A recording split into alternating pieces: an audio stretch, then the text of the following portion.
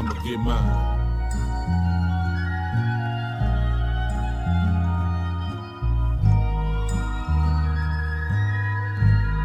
Get yours, nigga, cause I'ma get mine. Today gon' be a good day. Jack gon' keep it playing from the Genesis. As I'm blowing dope, being broke, my only nemesis. Remember when it wasn't all good, I used to reminisce. Felt like I was going through hell with no deliverance. Niggas throwing salt in the game, condoning ignorance. But when it's really in you, not on you, we know the difference. Nigga ain't no willing and dealing, we really killing shit. My brother passed a shooter like Luka, he gave me 10 assists. Nigga, I was Dennis before you knew what a menace is. Now I just spread love to these bitches, ho, I'm a feminist. Way they running back to the dick, they think they Emmitt Smith. No real player gon' break it, that shit be imminent. Yeah. Nigga, we was trapping out the tenement. Niggas ain't hard, they just loud, them niggas impotent. Ain't in it for the glory, my life story is intricate. Don't crash out for the money and watch the niggas you get it with. I say it all, cause I'm past the point that I'ma play with y'all. And as the president, I'ma have to revoke your player card. Don't think a nigga ever was real, and he gon' stay a fraud. Don't think a nigga bluffing is not nothing to break them all. Saquon, ho, it's not nothing to shake them all. There no street clothes on my bed, ho, better take them all. Just get that cheese, breaking that bread, and I can stay involved. You wanna look sweet in my side seat, got to pay the cost. I got dope and cheese, I'm smoking G's. While I was scaling dope and weed, y'all been yelling broken knees. You gon' do it, baby, do it, gotta hold and squeeze. For real, it's cold out here, one of you hoes gon' freeze. Rob the reverend, call the blessing, hold your nose, don't sneeze. Poop, nigga.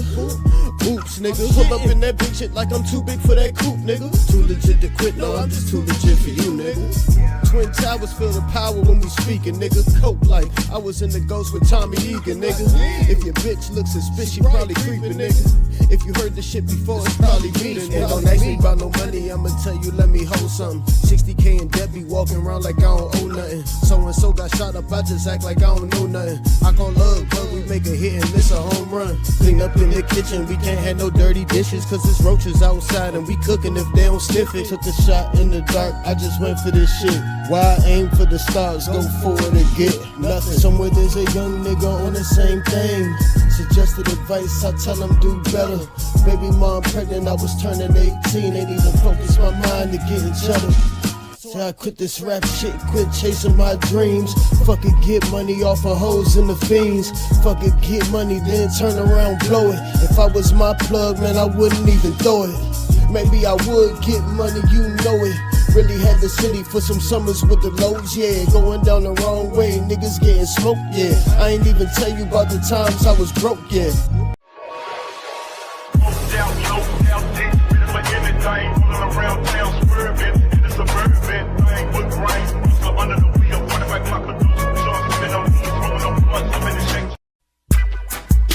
Are you ready for this?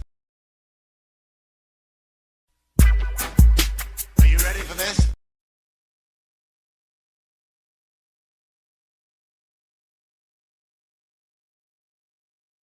Don't be standoffish. Don't be acting like you too damn cool all the time. And don't be all open and green. Don't be no open book as well. Nobody reads a whole book every single page at one time. Not even speed readers. They still are reading word for word, line for line. They just may read it faster. The fact is, a book has to be opened and turned page by page. And that's exactly how your life should be to people. Don't just turn to the middle of your book. Make everybody start from the introduction of who you are. Because you are the author of your story. Let's keep on going.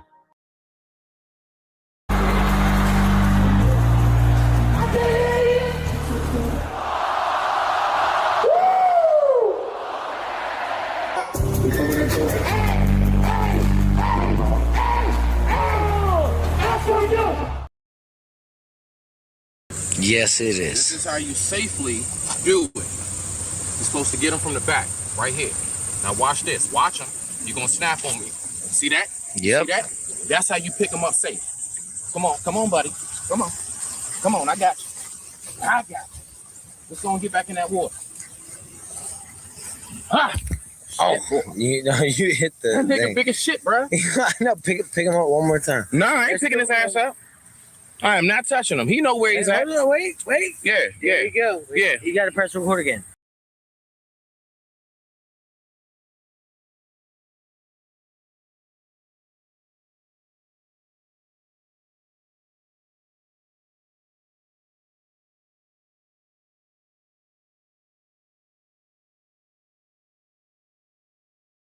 it takes patience.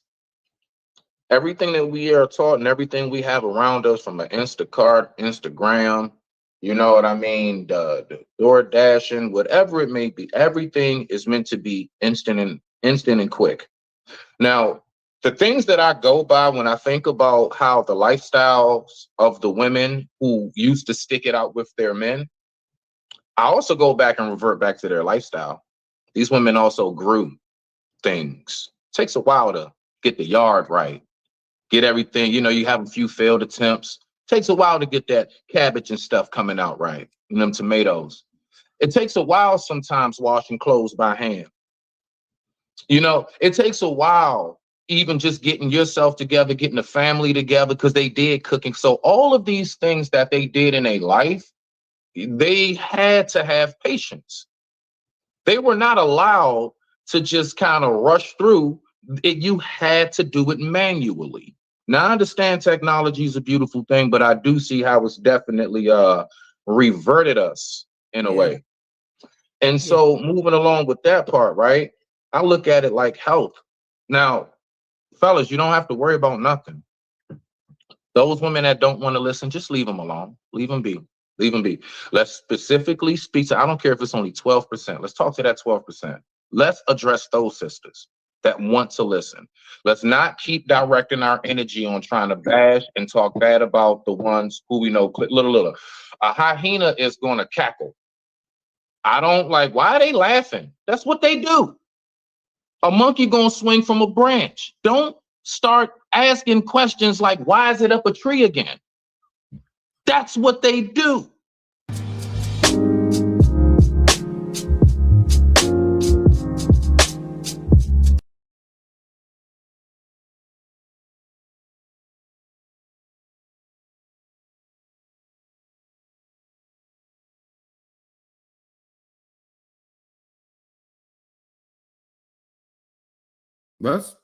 Let's go ahead and check our boy Mr. Brown out. You know what I'm saying? Salute.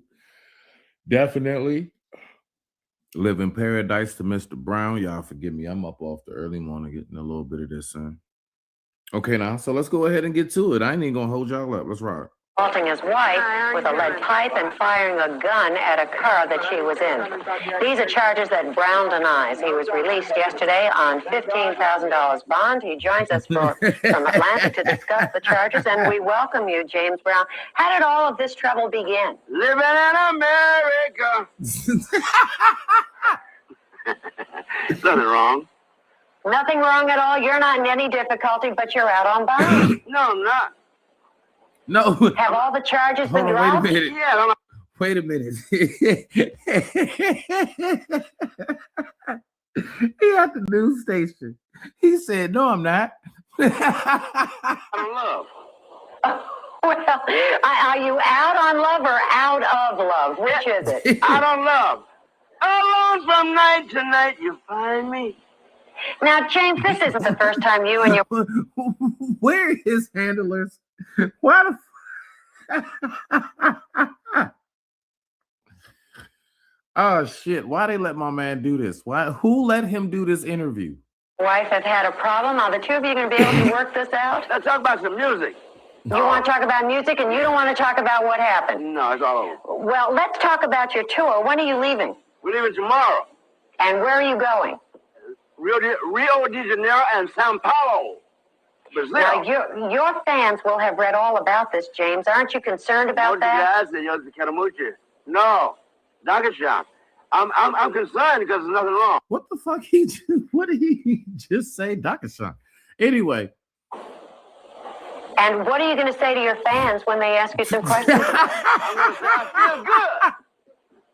Papa's got a brand new bag. It's a man's world.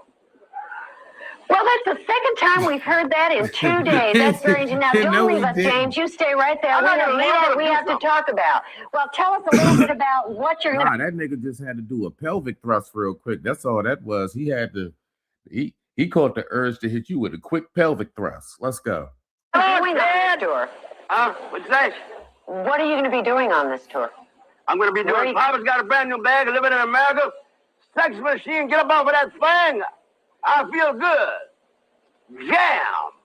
Now, I understand that you have already, James, I have to ask you one serious question here. I understand you already have started divorce proceedings. Does that mean that you're now eligible? No, yes, I'm single. I want to mingle. You want to mingle. Yeah. Now, the women love you when you get I thought he said, I want to make her. I forgot you can't understand half the shit this nigga say. out there. Why do you think that is? What'd you say? The women love you when you get out there. Why is that, ladies? Well, I'm asking you. Huh? Because Why I do you look think good. that is? You look Because you the only black man that has space goggles, a fly ass suit, real gold, Michael Jackson red leather gloves, and you actually got like this. I don't know. It's kind of that's that back in the day, you know, when Brothers Wood had like the white people hair and shit.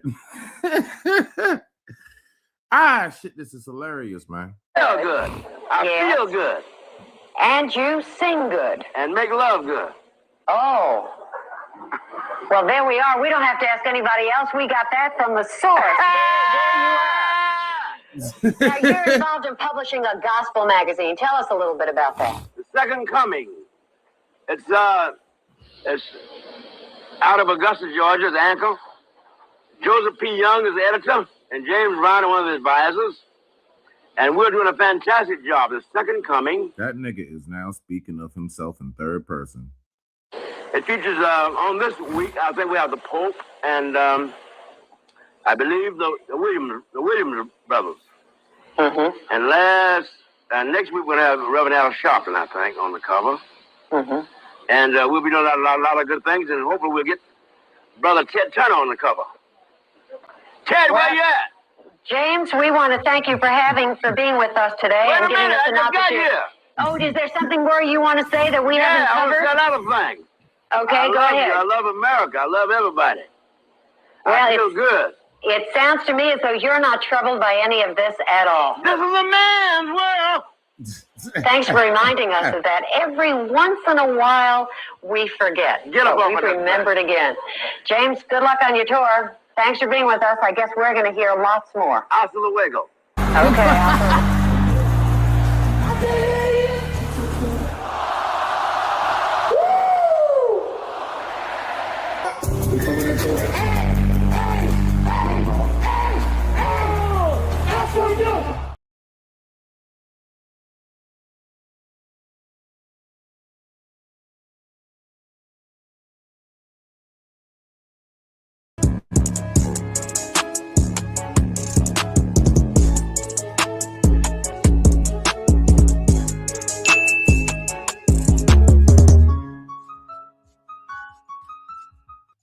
What's going on, y'all? That's Intellectual Smitty's Corner, episode 1.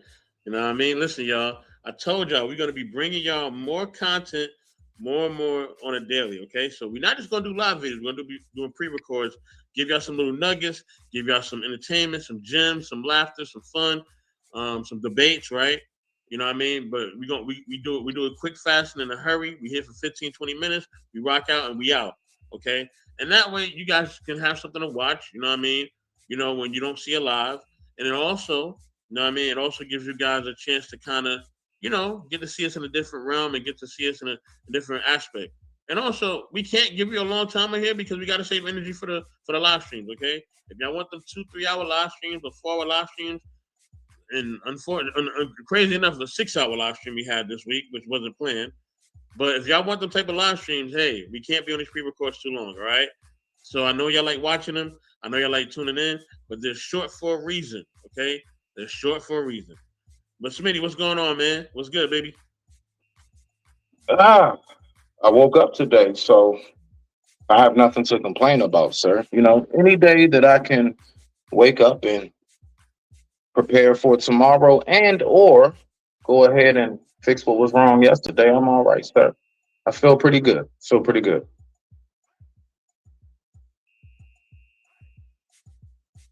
Definitely. As always, they don't know what I'm about to show. Okay, nobody knows what I'm about to show. So, and that's on purpose. Okay, we're doing this on purpose. All right, this is purposeful. All right, and you're gonna see more people on the team. I'm not gonna tell you who. I'm not gonna tell you when. You'll just see the video pop up. You see the video pop up. Definitely watch it. Tune in. You know what I mean? Do what you do. You know what I'm saying? But yeah, this is part 1 of this. All right. So let me drop the fair use, all right? Fair use as always. So we're going to get into this video.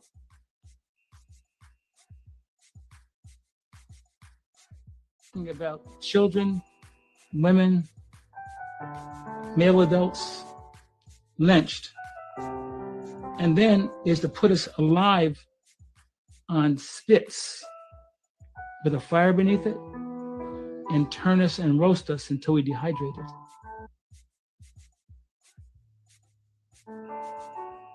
And they pick up pieces of the bodies, and hundreds of whites will be standing and taking pictures with a body piece in their hand.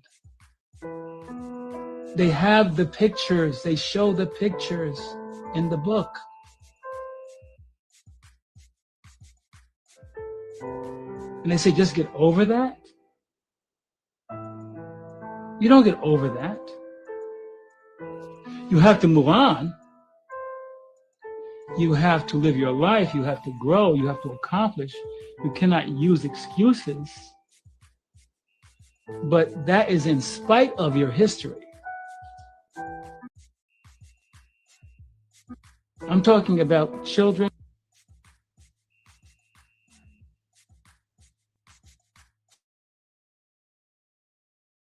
Man, a great Bill Duke. Just some info. Woo. Man. Smitty, what you got, dog? Let's get it. You know I'm gonna be me, right? You know I'm gonna be me. Yes, sir. All right, so look. Everything that man is saying, I'm with him 1,000%. I totally agree. There's no argument there. That's wholeheartedly, bro. Real shit. But this is what I'm gonna say. Not even but, just in addition. This is why I go so hard on not just myself, but my peoples. This is why I call out the bullshit. This is why I don't play victim. You know why? Because it was many real victims that died, so I didn't have to be. Period. You see? See, this is why I really don't get with folks that sit around and complain too much and keep trying to act like we're going through what they went through. No, they went through that for us. And in my personal belief and heart, in my heart of hearts, it's a total spit on and disrespect to them and everything that they died for, everything that they went through. Just for us to sit around bitching, whining, complaining more times than not being unified. Majority of us say we don't even have a community anymore. What did our ancestors leave here for? What was all their struggles for? And so this ain't to point no fingers or nothing, because I have too many of my own sins, and I thoroughly believe in ye who cast the first stone. In addition to what I'm saying, to land it, this is why I go so hard. This is why I don't want to hear excuses. They're the ones that were allowed to have that leeway. They paved the road. They made it so clear, wide, and open. They paved new streets, not just a sanded trail. They paved new streets for us, and even gave us buildings and opportunity. So all I'm gonna say to my peoples, towards the end of this oh so beautiful and the longest I've ever experienced Black History Month, in a good way, stop sitting around and talking about how we can't do this, we can't do that. They couldn't do it, but they made enough happen to where now we can. All right? So please stop your bitching, stop your whining and your complaining. Get up and get that shit done in the name of our ancestors. I digress. My mic is muted. Rock house. Okay, so is there a difference between complaining and actually pointing out what's going on? And do people really know the difference? Do you know? Know what they don't know? All right, so when you point out what's going wrong, see, that's a step amongst many. You don't just point it out. That's what's wrong. and then go right back to business as usual. Because then when you go to point it out again and again and again, now you're bitching and complaining.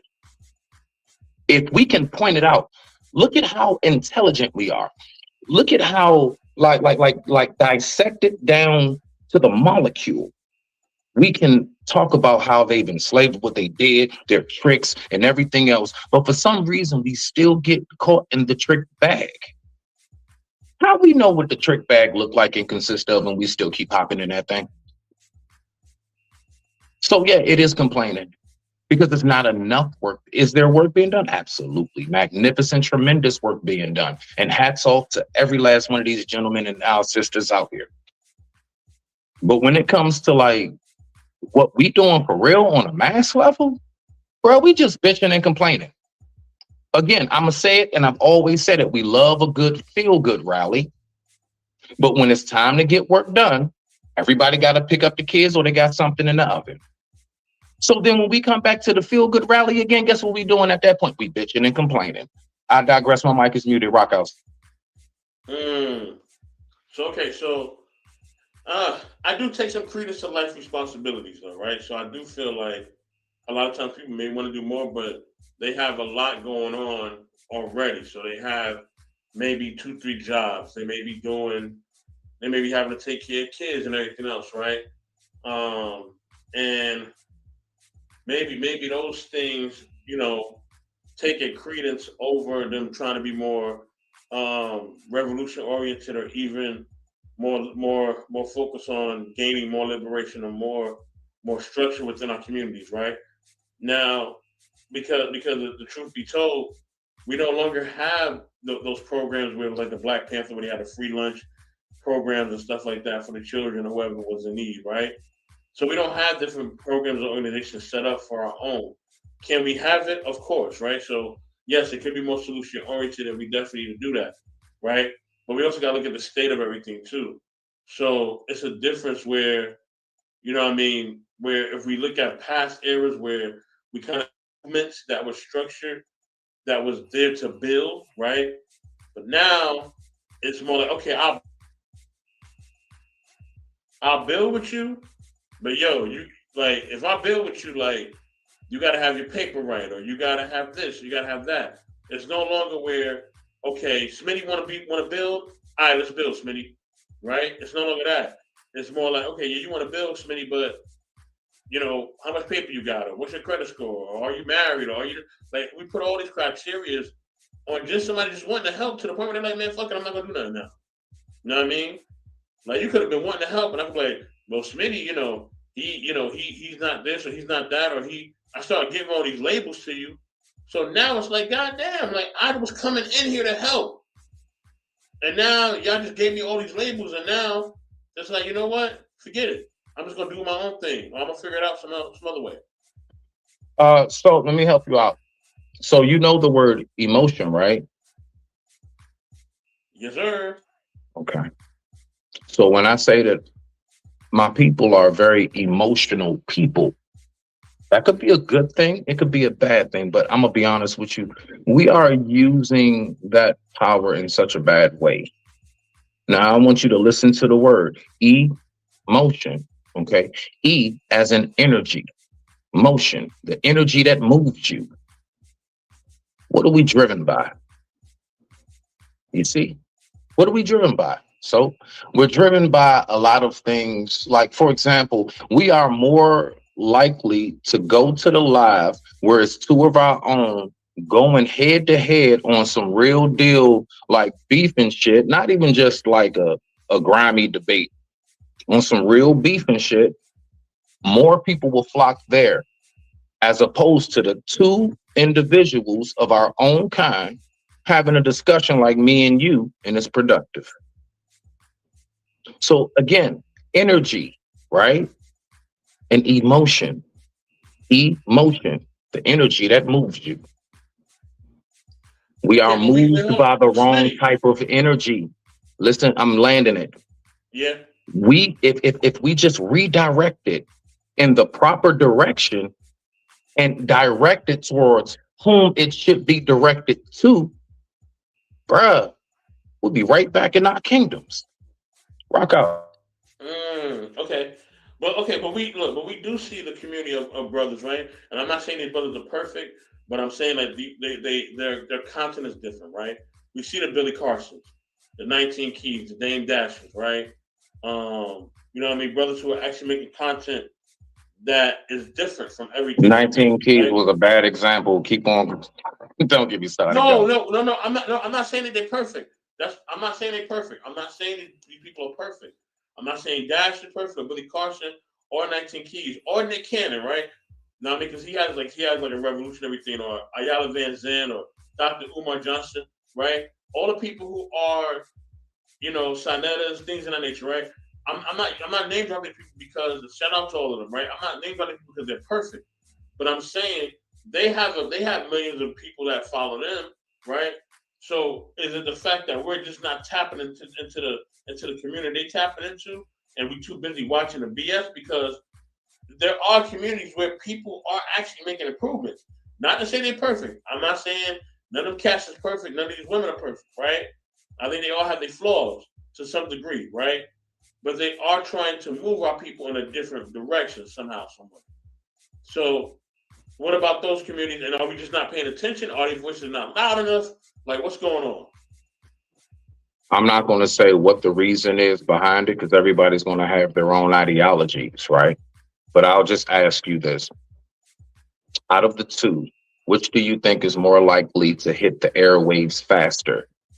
The black man that just got finished building a whole community, or the black rapper that just got shot up at the club? Man, you already know the lesson. When he got shot up at the club. I digress. My mic is muted. Rock outside. Yeah, and that's the problem. It's the fact that the imaging, you know what I mean, that goes on. We don't have. I think one, we don't have full control over, and two, is what's being pumped out there. Like I said, you got these guys who have these massive movements, man. Like I said, the Billy Carsons and such, and they have massive movements, and they're not being picked. They're not being put on mainstream media like that, and maybe it's on purpose, right? Roland Martins. I mean, back in the day we had what's this dude named Tavis Smiley, right? So we had people here, you know what I mean? Tavis Smiley was big back in the day. I remember that. Brian Gumbles and all that. So these people was big, but it's like, yeah, they wasn't pushed the way that, like you said, a rapper getting, caught up or whatever got pushed. But look, y'all, we at that 15-minute mark, so that means we about to get up out of here. And I don't give a fuck, and that's what it is. Everybody getting shot.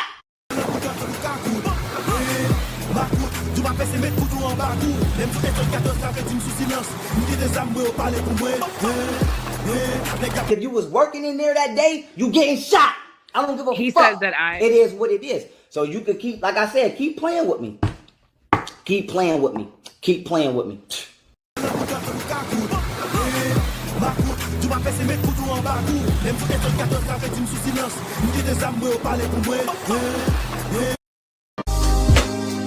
He says that I didn't give him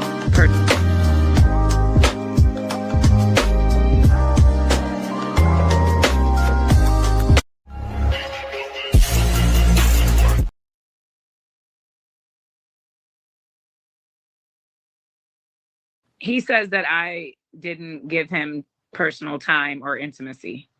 I would not pay attention to him. So the little attention he could have, he thought, well, let me buy her a phone so that ain't no excuse. Because I went 3 days and he was trying to call me and I didn't care to find him. So he pulled up. So he didn't read the signs. It wasn't a sign. I think it was more or less me. I find myself being a person that is focused on you until I'm all the way not. And I led him on longer than I should have, knowing that I had no true intentions with ever being his wife. I think he wanted a wife. And I just wanted to build very slowly on our friendship because he had a lot of issues that I think could have worked out, but they became more and more as time progressed. Did you express that to him? I did. And it sucked because I'm a child of God. And based on that, it was hard because the things that were the issues were something out of his control. Like one, for example. Give me one. Snoring. Come on, woman. Come on. Snoring. Snoring. It was that bad? Yes. He was like the whole, you thought he was dying in his sleep, like they'll kind of. Yes. Like I didn't think he'd wake up. He even because of me, I guess his ex-girlfriend didn't care. She just slept in separate rooms.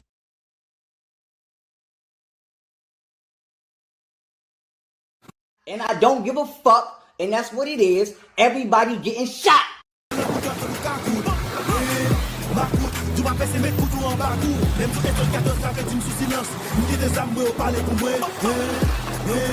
If you was working in there that day, you getting shot. I don't give a fuck. It is what it is. So you could keep, like I said, keep playing with me. Keep playing with me. Keep playing with me.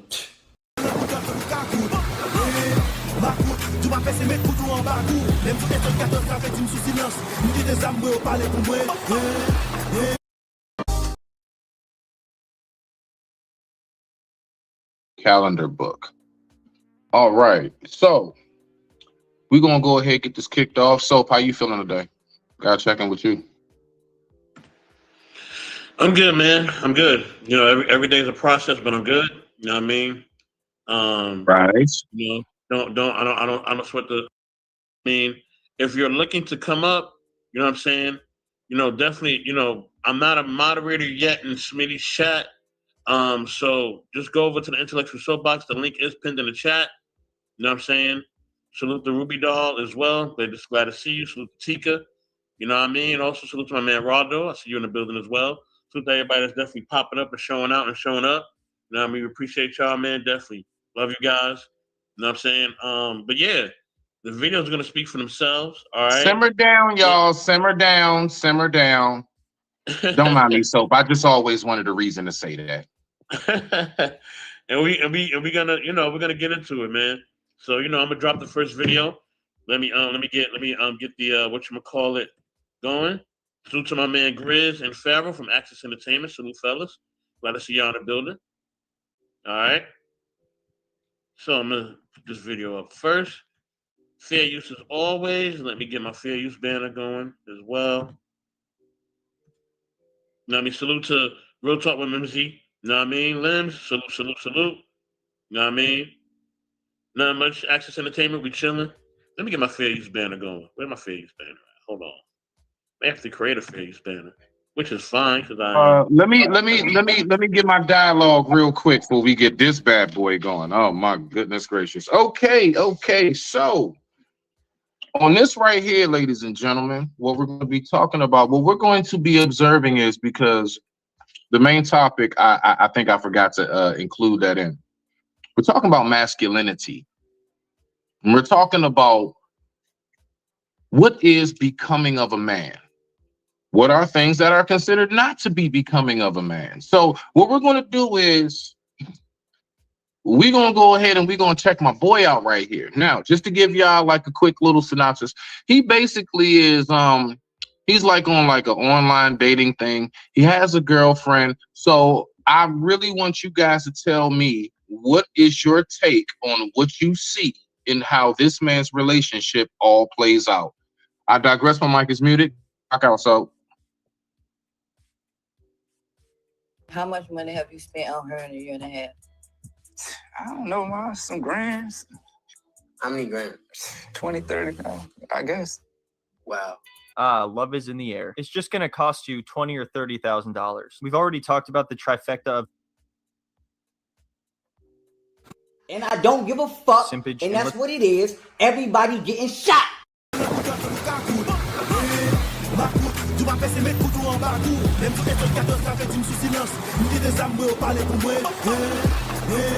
If you was working in there that day, you getting shot. I don't give a fuck. It is what it is. So you could keep, like I said, keep playing with me. Keep playing with me. Keep playing with me.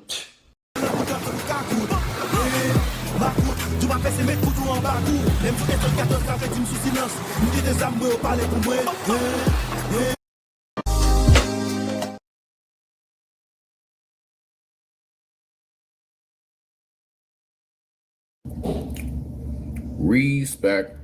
Welcome back to Smitty's Corner. So, what we're going to do for this one right here, right? Let me adjust this. Okay, so what we're going to do on this one, we're going to listen to what is considered to be a toxic relationship. Now, my main focal is this, right? What I want you to tell me is this an example and a reason as to why men should go overseas and find a woman? Because it's so terrible here in America? Or is this an example of a man that really doesn't know himself? I don't know. So let's look at this together. Let's see what we got. Smash that like button. And I thank you once again for tuning into Smitty's Corner. Let's see what goes on in this toxic relationship. I was sitting next to a girl and Mary was overthinking, so I got switched to an empty seat. Yeah.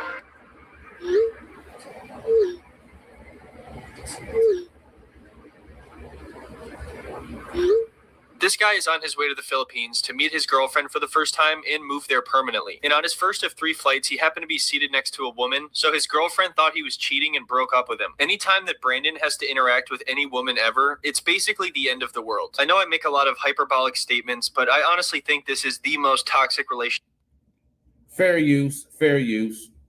I've ever seen on the show. Because of the jealousy and insecurity issues between them, they have decided to be FaceTiming 24/7 no matter what. It smells bad. I haven't even pooped yet. Oh, she doesn't even trust him to go to the bathroom in his own house.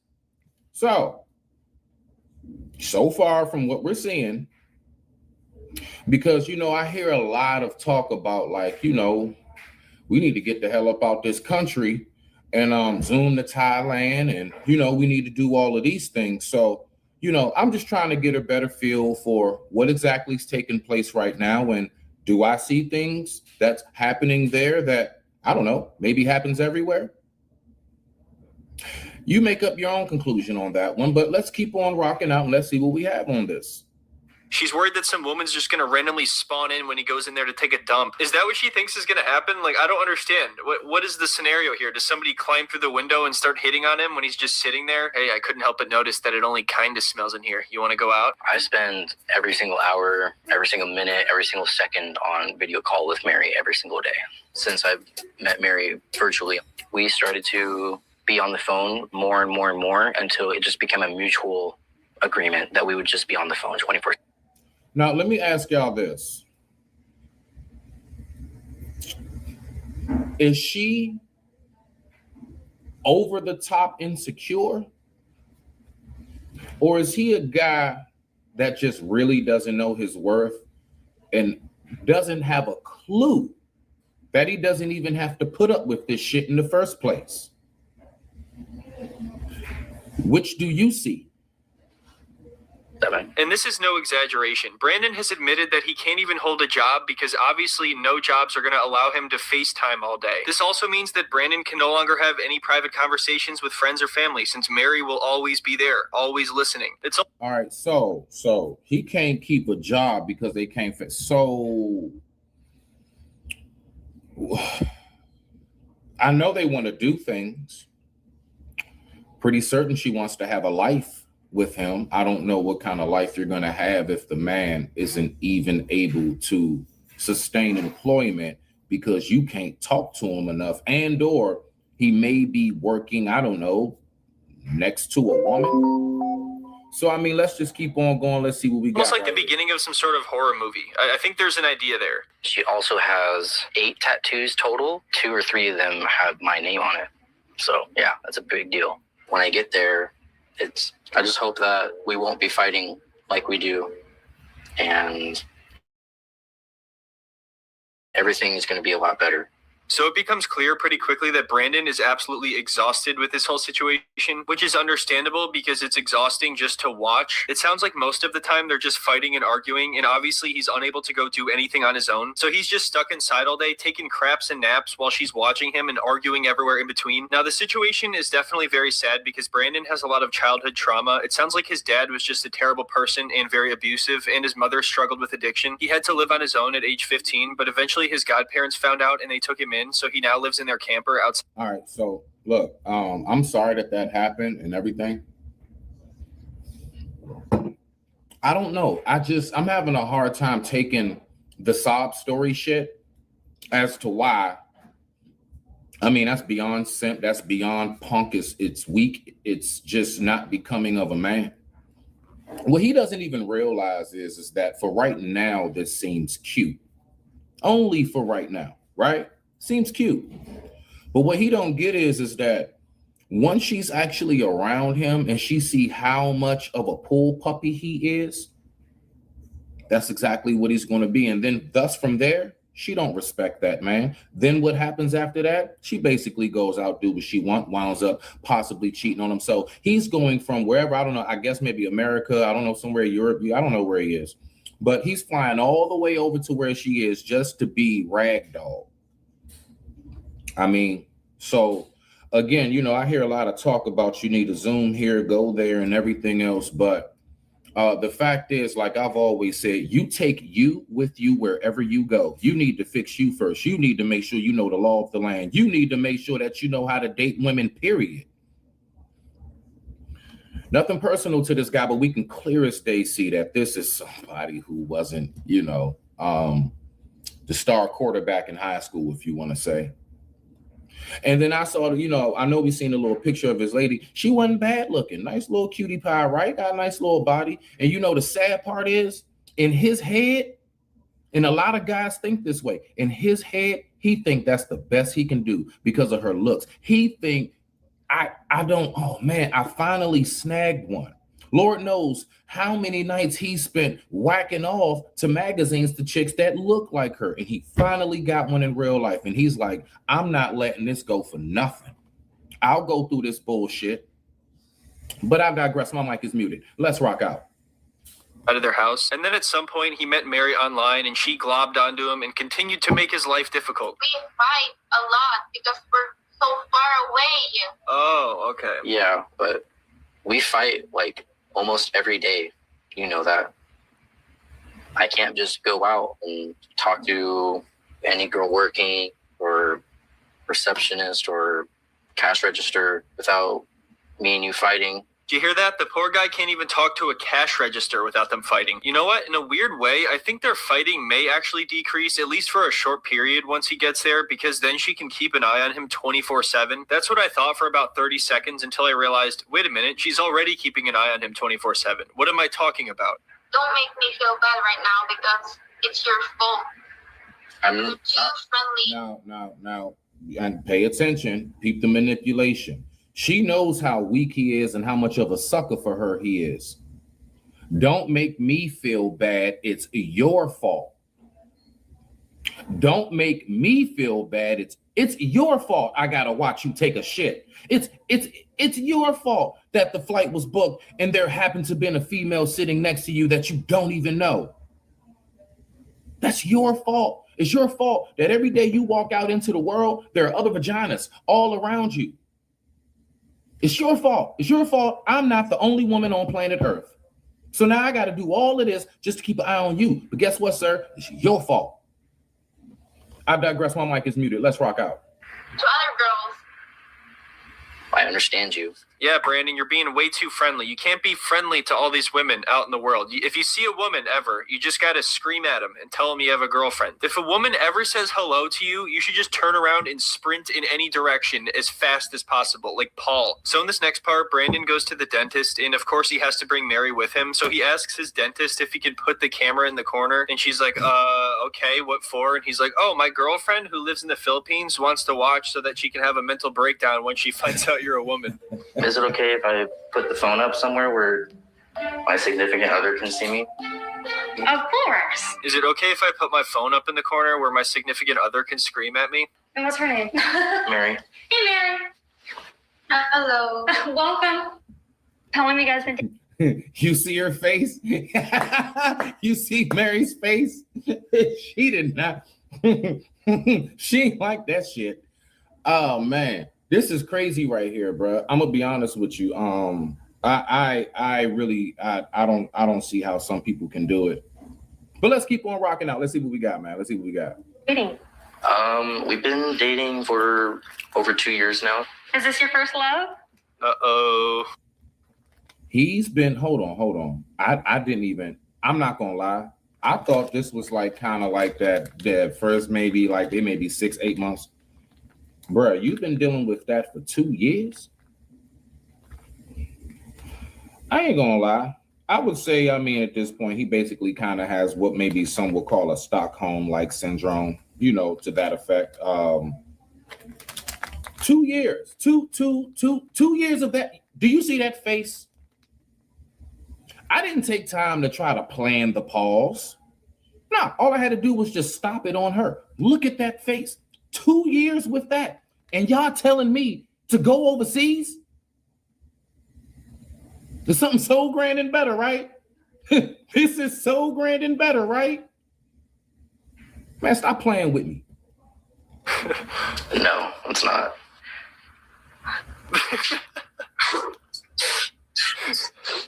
Well, I'm just gonna go show Dr. Tammy your films. That was like perfect comedic timing. That could not have been any Why better. did she I love the start way that crying? the dentist just looks over at Mary and sees her crying and just completely ignores the whole thing. Yeah. Well, that was pretty fucking weird. Anyway, I'm gonna go show the doctor your films. You lied to me. You said I'm your first love, but now you said I'm not. What she means by that is like first girlfriend. I have an ex too, but he's not my first love. Oh, when you put it like that, yes, of course you were my first love. You just said no. Baby, I'm sorry. It's not what I meant. I don't know what I said. All right. So let me, fellas, let me help you out. For those who not here, what just happened was he just fed the beast. What he did was he just put more bullets in the gun so she can fire back at him next time. He put more bullets in the gun when he said, I didn't mean to make you feel that way, when he apologized. Bruh, you went to the damn dentist. Why are you apologizing for going to the damn dentist? Let's keep on rocking out. Just can you tell me everything to say before I say it? It'll be a lot easier that way because I'm going to end up saying something you don't like. Seriously, this is only episode 1. I'm already exhausted. The guy can't do anything on his own. He can't even go fishing. She thinks he's going to cheat when he's out fishing. Is there going to be cell service when we get to the river spot? Yeah, it might not be as good of fishing there, but we tried to pick somewhere that had a little bit of service. Now, let me help y'all out when she said it may not be good as I think maybe she could be talking about the spot isn't as good as far as for catches. But what I'm also reading is, see, when you go fishing, because that's something I'm big on. That's definitely my sport, my activity, fishing and camping. These activities are primarily to get away. Yeah, it's about the thrill of the catch and, casting out. All of these things are just endorphins released and a high all in itself. But the number one thing that most people go fishing and go camping for is to get away from all of the noise, to decompress. You don't go fishing and take the world with you. You take you with you and you go fishing. But let's keep on rocking out. Let's see what's going on. Okay. Oh, great. Thank you. Mary just watched Lady in the Water last night, and she's worried that some woman's going to come swimming up from the river and seduce me. I don't even think that's what that movie's about, so I don't know where she got that idea. But yeah, basically, fishing is a big no-no. A lot of things can happen while you're fishing. Once in a while, we find ourselves with the right people in the right place at the right time. Let's rock out. The last time I tried to go fishing, Mary thought that I was cheating on her with someone else. Now I've lost connection. Oh no. You should get it back here in 2 seconds. I just got 2 bars back. So I have to be on the phone with. Now, I think if all right, so if that's his people's, the woman up front, lady, you are not helping. You should be in that boy's ear or in that man's ear. Listen, you need to just focus on what we doing right now. You're hanging out with us. If his woman knew anything about family, friend interaction, it's rude when you're around your company and you're ignoring them because you keep having to step off to hit one of these and so what you say? That's rude. Hey, I'm with my peoples right now. I'm gonna holler at you later. I'm out fishing. Hey, you know what? Do this. I mean, I'm not doing all that shit. But if it's that serious, bruh, then just go ahead and record your outing. Record it. And then I assume you guys have social media and stuff. Send her the video. Post the video. Was out fishing with my family. Look at what I caught. Look at what I didn't catch. Well, it ain't nothing to show if you ain't catch nothing. But anyway, let's rock out. Mary, when I go or we have a really big fight. And guess what? Mary is not even awake right now. She is going to sleep through the whole thing. You may have noticed that Brandon's godparents are very supportive of his relationship, but the same cannot be said for his mother and his siblings. Bubby, say hello.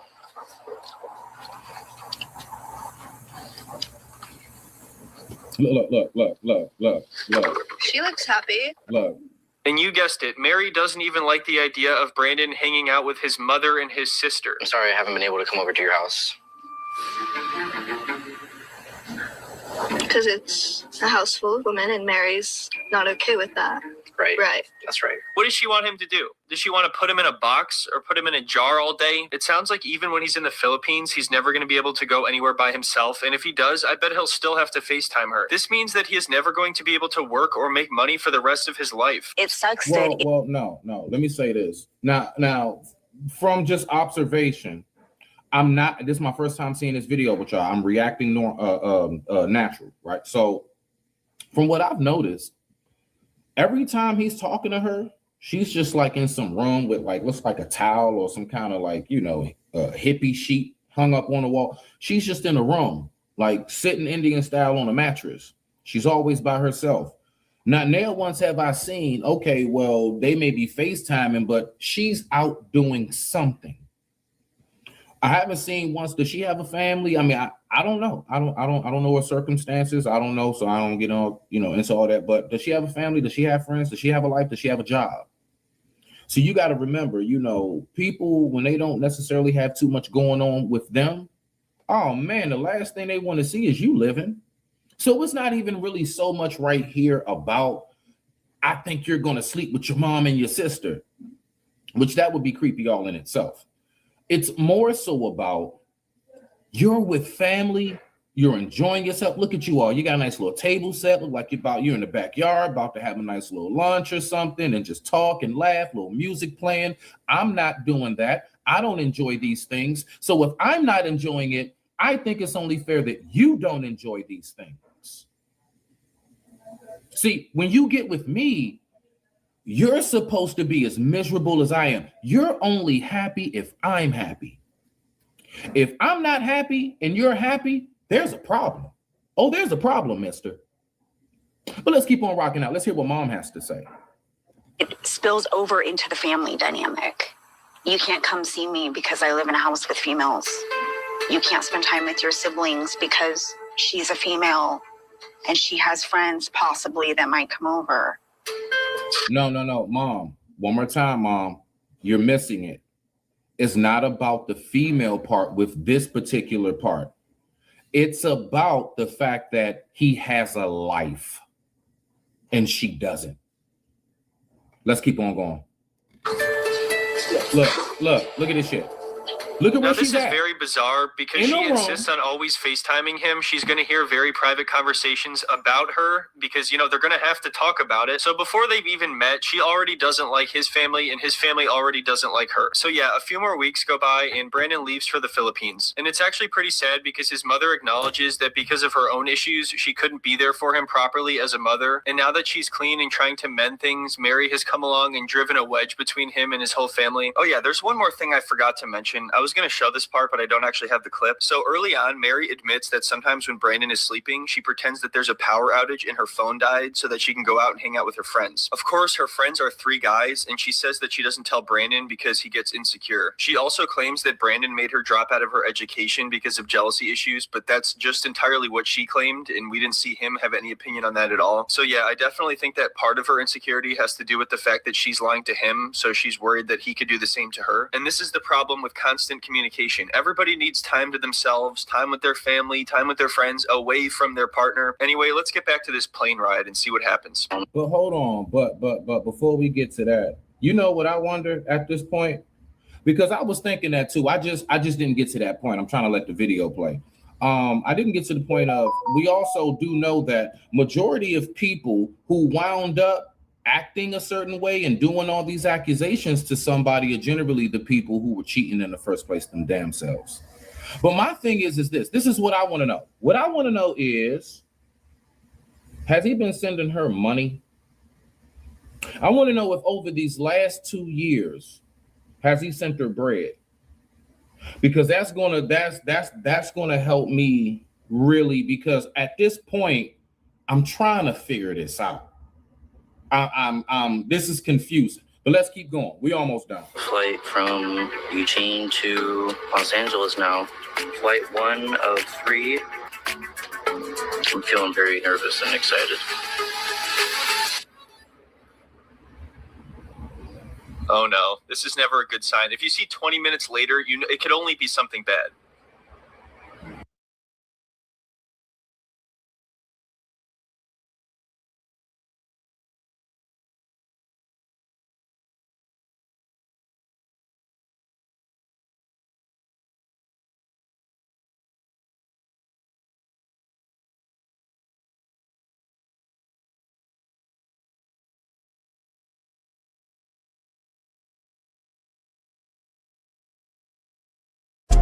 I gotta keep going. I gotta keep going. I gotta keep going. I gotta keep going. Knock this bad boy out. I gotta keep going. I gotta keep going. I gotta keep going. I gotta. All right. Respect. Welcome back. So we're gonna knock this out. We're gonna knock this bad boy out. Part 2 of this toxic relationship between Brandon and his Philippine girlfriend, Mary. That's right. So we're gonna see what they got going on now that Brandon's on his way. If you're just getting in the building, smash the like button for your boy. Help that algorithm out. But other than that, I digress. My mic is muted. Let's go ahead and get to back to it. Let's rock out.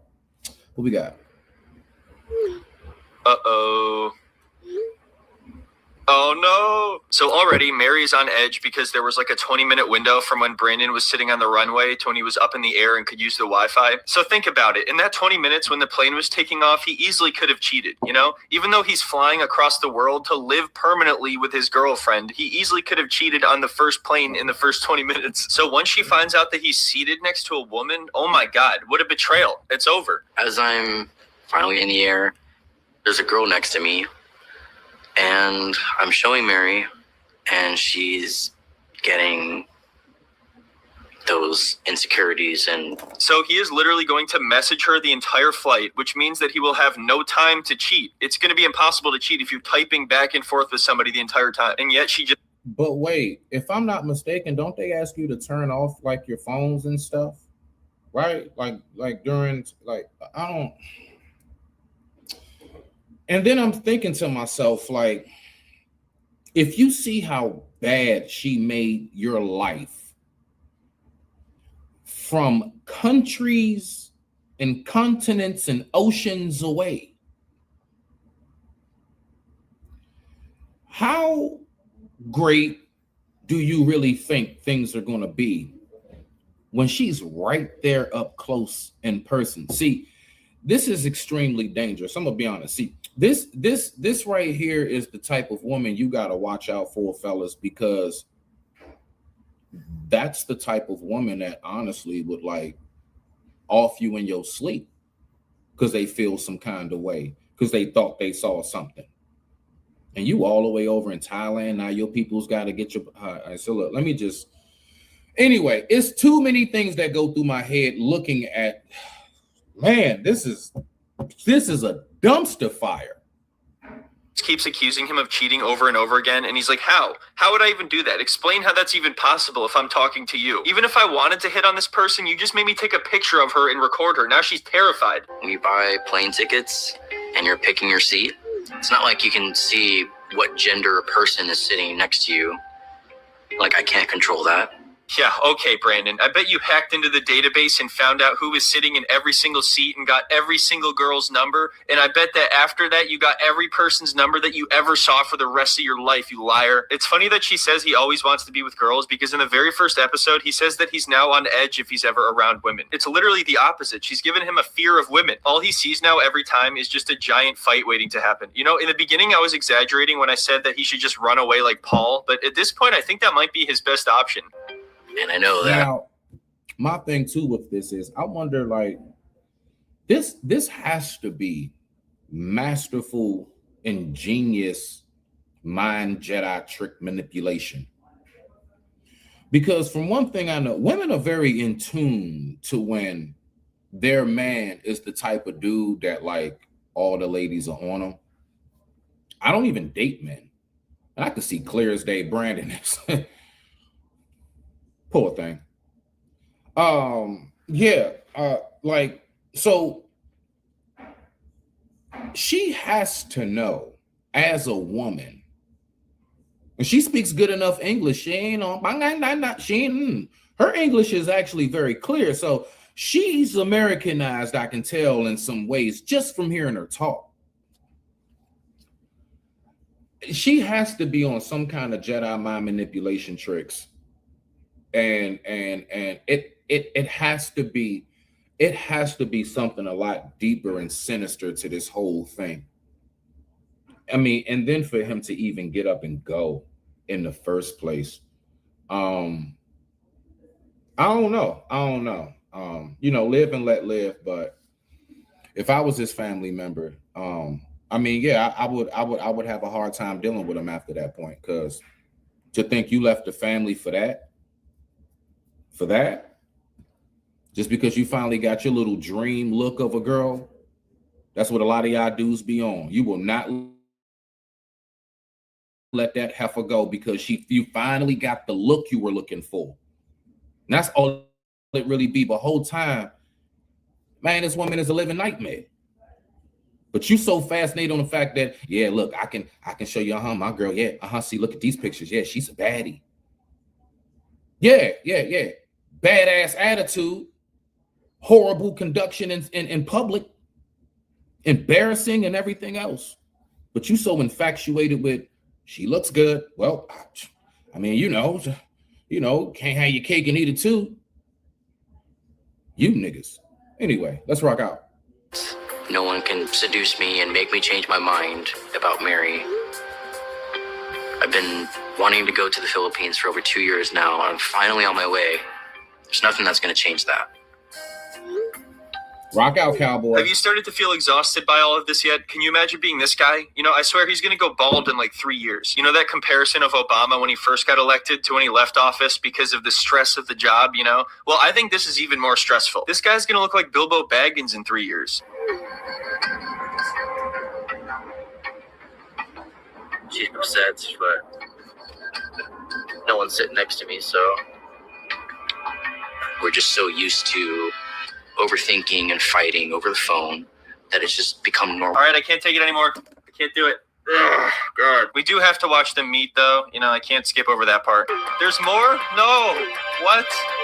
Oh, no. Oh. How? How does he do this? Imagine how stressful that would be. You're flying over there to live there, and she's breaking up with you on the plane ride. But also, they probably break up with each other like every day, so I guess this isn't any different. Did I mention this guy gave her like all the money he had, which wasn't much, I to said help it. build her house? I said it. I said it. I said it. I knew it, bruh. I knew it. I knew he was flying her in on that bag, bruh. I said, it's no way. It's no way. I knew it, bruh. Oh my goodness gracious, man. This guy here. So now it all comes together. It all comes together. She not attracted to him, man. That dude, yeah, man. Yeah. She found a sucker. So you see that, fellas? So I'm showing it. Look, and for the record, this isn't a shit on Passport Bros. I don't agree with it, but I'm damn sure not against it. Do what you want to do. But these are the things that I be talking about that I don't think is highlighted enough. And this isn't just a one-off. Oh no. This is a lot more common than what it is that people be trying to show and talk about when it comes to these things. And I just want our brothers out here to be safe when they travel. And you gonna take a lesson from Brandon here. Hopefully, whoever you are looking at this, if you got plans to do that, and if you're around Brandon, look like he's in his maybe mid, somewhat early 20s.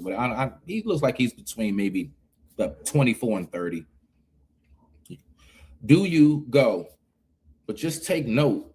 You better know yourself. Know you. Have some experience dating here. That woman is all the way across the map and cleaning his ass out. I mean, do we really hate on her? Do we really hate on her hustle? She just doing what she do. Or do we really blame her for doing what he allows her to do to him?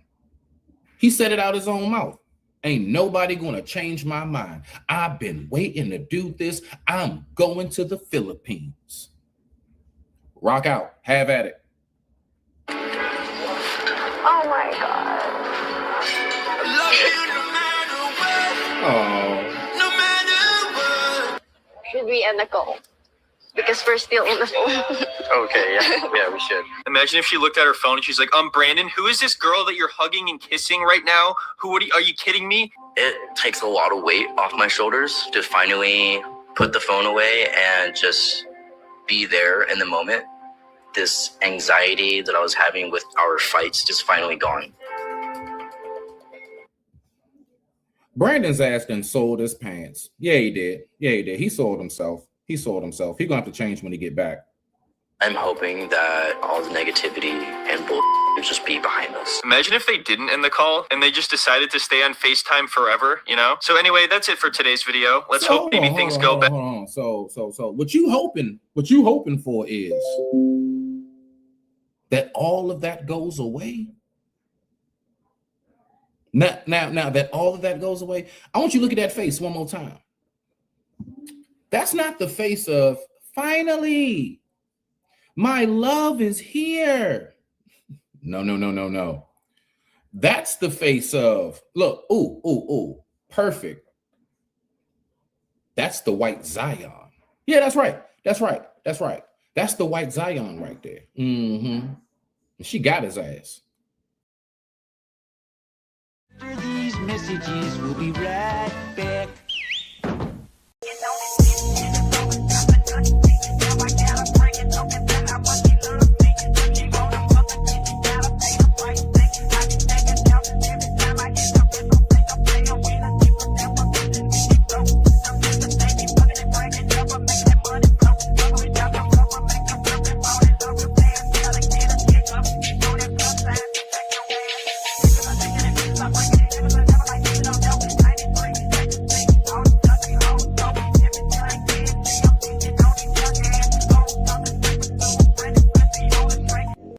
I want to address what you were saying first, all right? Just to clear the air on that. A lot of people, what I notice, especially in our community, the last thing that we ever want to do is try to understand where somebody's coming from. We don't ever want to, because I'm pretty sure you even know, Mo, and I say this all the time. I am not a hard person to reach. If you want to ask me a question, if you want to know where my head is on something, ask me. It really is that simple. There are a lot of things that we have to recognize that depending on the person's upbringing, depending on the person's environment, surroundings, that could have almost 90% to do with their outlook on life, not to mention their own personal experience. Now, I keep on being told from my Black people, those who share my skin tone and features, oh, don't y'all look at us like we all just the same? Black people, we so multifaceted. I get all of that. But then the very second one of us even begins to have any kind of different voice, if we even begin to speak with any form of clarity, at the very second any one of us start to be like, hold on, y'all. I'm not bashing us, but I see some bullshit going on. And I'm not even attacking us for indulging in the bullshit. What I'm doing is I'm letting y'all know I think we've been hoodwinked. I think we've been bamboozled. I think what we've been sold is a lie. So anytime, now the reason why I don't get upset at that, you wanna know why? Because it only lets me know truly how much greatness I consist of. Yeah, I said it just like that. And I walk in that, I own it. Because think about it, who of greatness truly was accepted by the masses and the people, all the way down to the Messiah, the son of Mary himself? He sat at the table with 12 people. How many did he heal? Anytime you are of anything or any form of greatness, the masses is definitely going to reject you. They're going to ridicule you. They're going to laugh at you. They're going to say you hate your own. Bruh, I embrace that and I love it. I love it. Mo, I swear on life. You know what that does? It gives me affirmation. It gives me affirmation. Smitty, you are walking in the path in which you should. Because we never told you this was going to be easy. Oh, yeah, it's straight and narrow, but we never told you it wasn't going to be no obstacles. See, obstacles is only when one takes his eyes off the goal. You keep your eye on the goal, you got a straight path right there. I know what it is that I see going on, and I'm just one of those. I'm sorry. I'm not doing a whole we taking your black card. I'm not doing a whole you hate your mama. I'm not doing a whole he's a coon, he's a traitor, he's a none of that. You want to know why? Because I clearly recognize that my people have been sold a lie to be in a very, very low vibrational, docile state. It's so bad to the point where, like I said, if one of us starts to shake the room up like, hey, wake up. Oh, man, nigga, man, get off of me, man. Dog, we trying to sleep. Bro, we've been asleep for almost over 500 years now. When we gonna wake up? Like, really wake up. I ain't talking about that woke bullshit. I ain't talking about that. You just say what I want you to, what I want you to say, how I want you to say it. I'm not talking about that. I'm talking about truly those who know how to look at all windows in the house that we're all in. Stop telling me my view is not the same as yours because you're looking out a different window, as I've said before. We all in the same house, and we all got to take care of this house. If all of us do a little bit, no one person has to do a lot. I'm sorry, that's just simple math to me. So just to make that clarity, Mo, before anybody gets Smitty twisted, you have no idea how much I love us. You have no idea how much I only want the best for us. But I'm sorry, I'm not going to be that kiss ass. I'm not going to be that dude that, oh, he went there and shot up a bank. Well, what did the bank do to him? Did they deny him a loan? Maybe he got man. Nah. I'm going to cut all that. Bruh, get your shit together. Because every time one of us steps out looking like me, the brother next to me, I can't even see him, but I promise you, let me go do something dumb. That represents him. Sis, let you go out here and do something dumb. It represents the other sisters. They don't look at us as individuals. They look at us as a whole damn pack. So when one in the pack does something, it reflects the whole. And I'm sick of being looked at as the other people out here who do dumb shit. I only get upset when it starts to affect me. Now I'm going out and I got to do a whole bunch of extra explaining because you niggas keep doing dumb shit. Now you want to look at me like I'm the problem. Well, guess what? Smitty gonna rock out on that. I'm gonna rock out on that, and I promise you, I'm gonna stand on mine. You won't get me to bend or fold, none of that. But at the end of the day, I promise you, I love us. Somebody has to have this energy. Somebody has to come with the high voltage because I'm seeing too many of us are too damn quiet. We like to whisper. Don't get mad at me because I got thunderous voice. Don't look at me crazy because I speak with power and authority. I digress. My mic is muted. Rock out. Ooh, come on. I don't know about y'all, but we didn't have church in here. Pass the plate. Positivity. Self-evaluation, determine the destination, man. Self-evaluation, change that we want to see yourself. Got to start within ourselves first, man, and then also too spreading that positivity and light, man. Be that voice, be that mouthpiece, that change that we need to be in the world, man. That's it. Point blank. And you know what? I'm gonna say it like this. I came on here. I wasn't. Hey, Blue, what's going on? I was gonna not come on live. I hadn't been live for a couple of days. I did that for a reason, because sometimes you gotta digress from here, from the energy that's on this live or now on this live on these platforms. Yeah. But if y'all realize when you embrace these negative people and you stay there, don't you know that energy transfer into you and you start to act a little bit, especially if you're not strong. Now, I'm not talking about everybody, but if you're not prayed up and you're not, like Smitty said, if you're not really about that life, guess what's going to end up happening?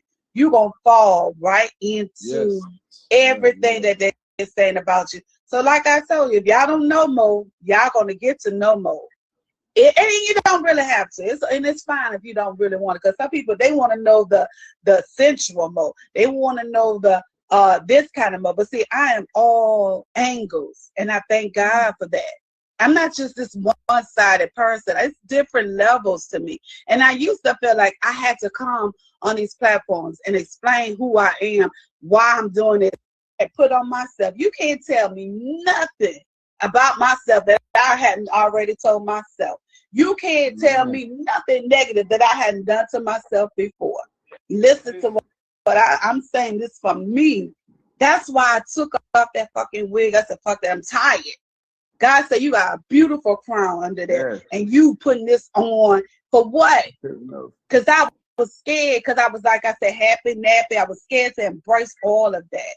But God said, what you doing? What you doing to yourself? What you letting these people know? I had to take off that filter. I told you, I took all that shit out. So if y'all see, whatever you see is what you see is what you get. Go ahead. I feel like you want to say something, my brother. Yeah, shit. Okay. Now I was making sure. Yeah. Now I just wanted to say, the main message in what I was saying, and even what I'm hearing Mo say right now and stuff, is this, right? What I know about us and those who share my skin tone and features, we are absolutely, like I said before, positively the most influential force driving on this planet Earth. Yes. All right. We truly, like, everyone on planet Earth in some form of fashion wants to implicate us into their situation. Bruh, even if you go and look at these little shorts, when they had a little East Indian, a little 7-Eleven dot month on having food, street food outside and stuff, right? If you listen to a lot of their little songs, their little beats, you can hear how they incorporated hip hop. You can hear the little 808 bass. You can hear all of that. Like, even because they're trying to attract. So what I'm saying is, the world knows that we consume. We spend money. Everybody keep talking about we broke, but how we the largest consumers. See, this is where my mind goes. And this is why I keep trying to say, look, we consume, but we be consuming in the wrong way. All right? We are influential, but we are influential in the wrong way. I am waiting for us to use our power in the way that it should be used. That's what I'm waiting for. Nobody took anything from us. Ain't no white man took nothing. One day, You know what we did? Like this mouse, this was power. And one day along the way, we just said, put that right there. What? Huh? Nah, just keep on going, walk. Did nobody take nothing from us? And guess what? As people came behind us, they, oh, what's this? And then they saw the power in what it is that we put down. We just put it down. One day we just stopped using our authority. One day we just stopped using our influence and what it is that we can make things great, truly amazing for our lives, right? And I noticed that we were doing these things back when we had more odds against us. We got more laws passed. We got more, I mean, just opportunity. It's nowhere you can't go. It's no water fountain you can't drink from, no bathroom you can't go into. And I don't understand how we got so reverted. So now I'm looking at us and I'm saying, I'm like, hold on, bro. All we really gotta do is just communicate. What they got us doing is argue and think about it. We almost got like several different categories. We got men against women, traditional against modern, light skin against dark skin, obese against fit. Bruh, how many different, what? Oh, come on. Good hair versus nappy. Think of how many ways they got us going at each other over some dumb shit. Come on, Smitty. Yes. When the whole time and then soon as somebody say, hey, y'all, these people telling us this dumb stuff, I think we need to redirect all this energy and go at a driving force this way. Let's take it to a driving force this way.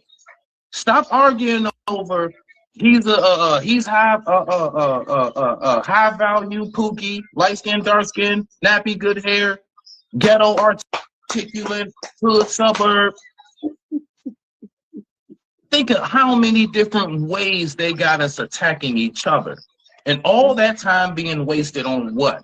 Tearing us down while they just sitting back like, yep, look at that. We ain't even got to do nothing, man. Give me a cigar. We ain't got to do nothing.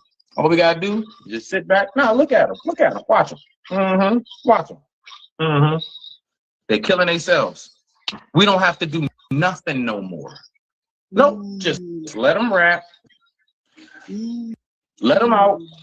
Let them out. Oh, what do you do? Oh, no. Give him a bomb. Let him out. Why? Because we want him to die.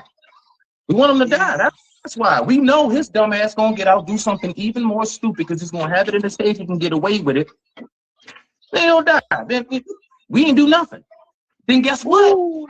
They'll turn around and be like, hold on, don't we gotta address black on black violence? No, we don't. It's white supremacy. I digress. My mic is muted. No, listen to it. After these messages, we'll be right back.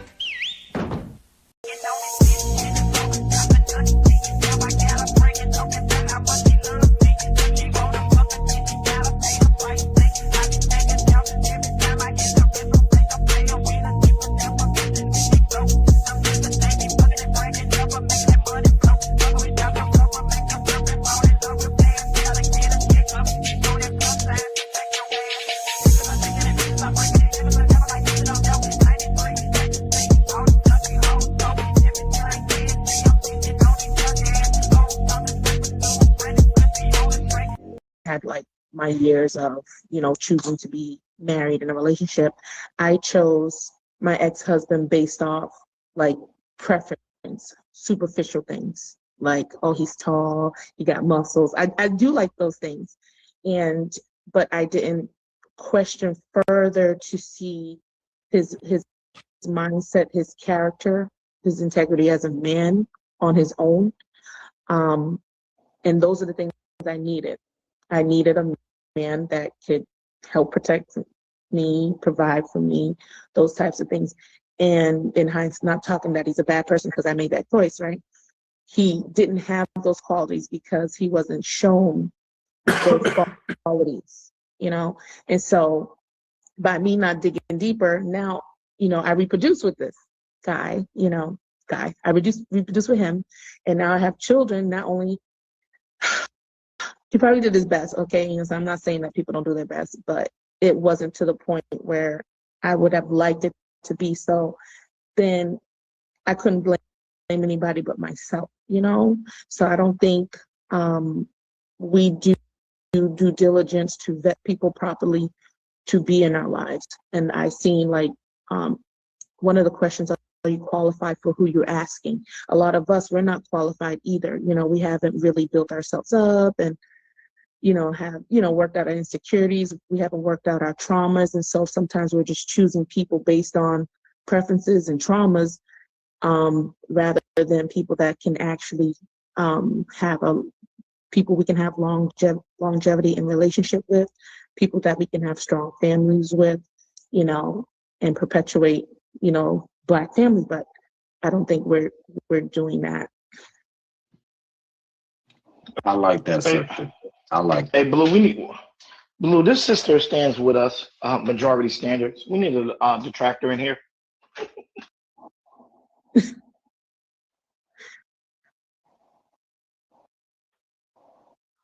I can't. You on mute. You on mute, Blue. You on mute. I know Stephanie. I know what she's gonna say. I know her morals and principles, and I brought her up first so that other women can say, "Oh, women don't think like that," but yet I have an example. I like that. I like that, Blue. I did that on purpose. Stephanie, I really appreciate it. I was going to ask for us that you wanted to ask. You have 3 different men. We're in varying stages of life and we have different opinions. So you can ask a question or 2 that you might want to know from these 3 gentlemen. Rock out. Okay, so my question is, what would you tell a woman? How would you address her to position herself to become picked or chosen? Because I think a lot of women have a misconstrued idea, or what can they improve to be in a better position to be in the radar of a man? Because I'll go. My answer is actually very quite simple. I'm gonna be honest with you. What I would say is this: 2 main things. 1, women, please, if you want to attract a man, stop getting your information. I don't care if she's married or single. Stop getting your information from women. Listen to us. Listen to us as men when we say what we're saying about ourselves, just like we do with you, right? 2, I would definitely say do the 100 complete opposite of what you see 90% of women do today. So just look at most women today and just do the complete opposite. And I promise you, somehow or another, we'll start flocking. Just get out the herd. Yeah. As soon as you get out the herd, because we're hunters. Now think about hunting. You know, usually when hunting, we catch that one that's not with the herd. Now, let's just take that in a woman's sense of the one who chose to stray away from the hive mind, right? You chose to stray away from the hive mind. We will pick that up. We can smell it, we sense it, it reeks. I mean, it comes right off you. And I promise you, we attract to it because it's such a beautiful perfume. It's such a beautiful perfume. But only when you get away from the hive is when we can pick up the scent trail. And thus we shall follow. And I promise you, we're going to find you. I digress. My mic is muted. David?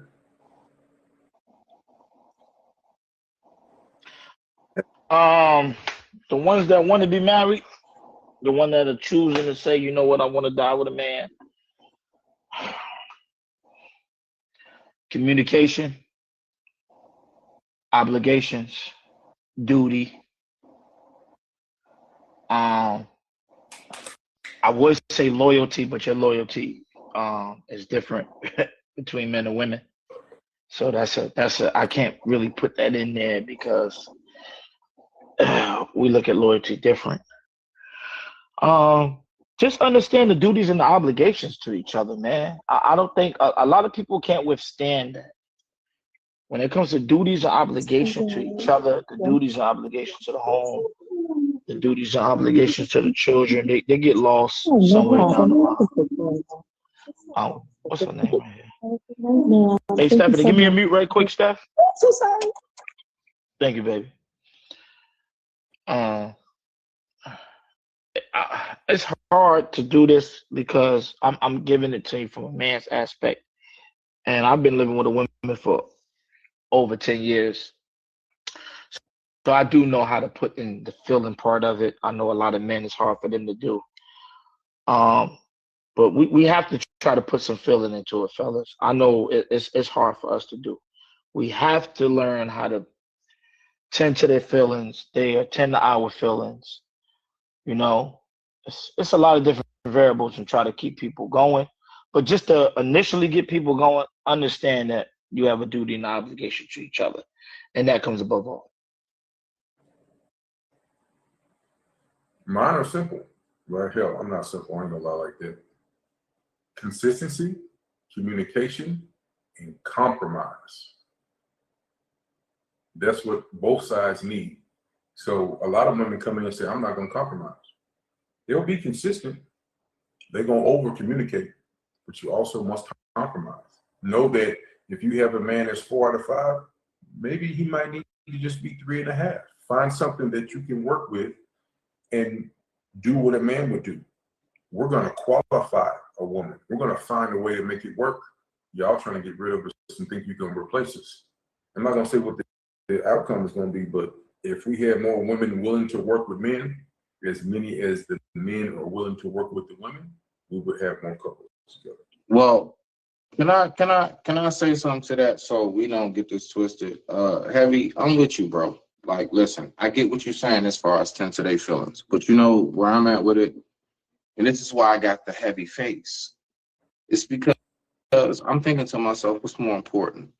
We got a situation going on. Am I more concerned about tending to your feelings or tending to that issue? So when you say tend to that woman's feelings, usually a woman feels some kind of way because there's an issue going on. So if there's a problem, if there's an issue, because if it's not, I don't think you will be feeling some kind of way. And if you do, then that's a you problem. And we just gonna go ahead and go to therapy if that's what we need to do, right? So if there's a problem and you feel some kind of way, as my woman, the last thing, I'm gonna be real with you. I'm saying it, F your feelings right now. I need to figure out why you feel this way so I can tackle that, because my main priority is making sure that I correct this as soon as possible, because my main objective with being with you is making sure that you are as comfortable as often as possible. So when you attack the problem, you automatically attack her. When you attack the problem, you automatically address her feelings. By you addressing what the problem is, you're addressing what it is that her concern is. So I'm not going to be concerned about being all, hey, babe, what's wrong? I'm not concerned about that right now. Tell me what the issue is. What happened? Okay, bet. Let me go take care of that. What took place? Where? All right, bet. I'm gonna make sure that whatever's going on, let's make the proper phone calls, whatever we got to do, and get everything settled. So now that way, why? Because when I then take care of that, you then see once again me being able to provide leadership and problem-solving skills. And not only that, now you are once again comfortable because I tackled the problem, not your feelings. That's why I said what I said. I digress. My mic is muted. Rock out. Can I ask, since we're in the position of catching up, is it so hard to talk to her emotions, or at least if she doesn't understand that your love language is fixing the problem, maybe telling her that, like, by me fixing these problems, baby, that's how I'm showing I love you. Is that a bad thing or no?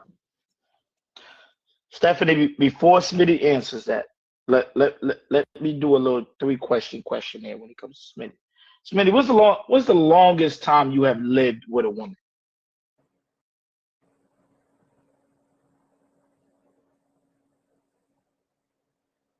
Smitty. Maybe stepped away. I don't know. Maybe you stepped away. I'm right here. Yeah, Smitty. When's the longest time you lived with a woman? 12 years, the mother of my child. And before we started living together, let me see. I was with the mother of my child since, let me see, I was I was 20, she was 19. No, 18. I was 20, she was 18. She's 2 years younger than me. We were together for 12 and a half years with a child, lived together, shared a car, shared a home.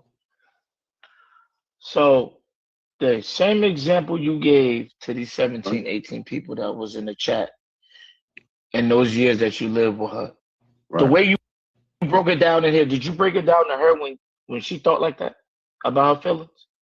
The same way you just said it just now. Did you approach it the same way?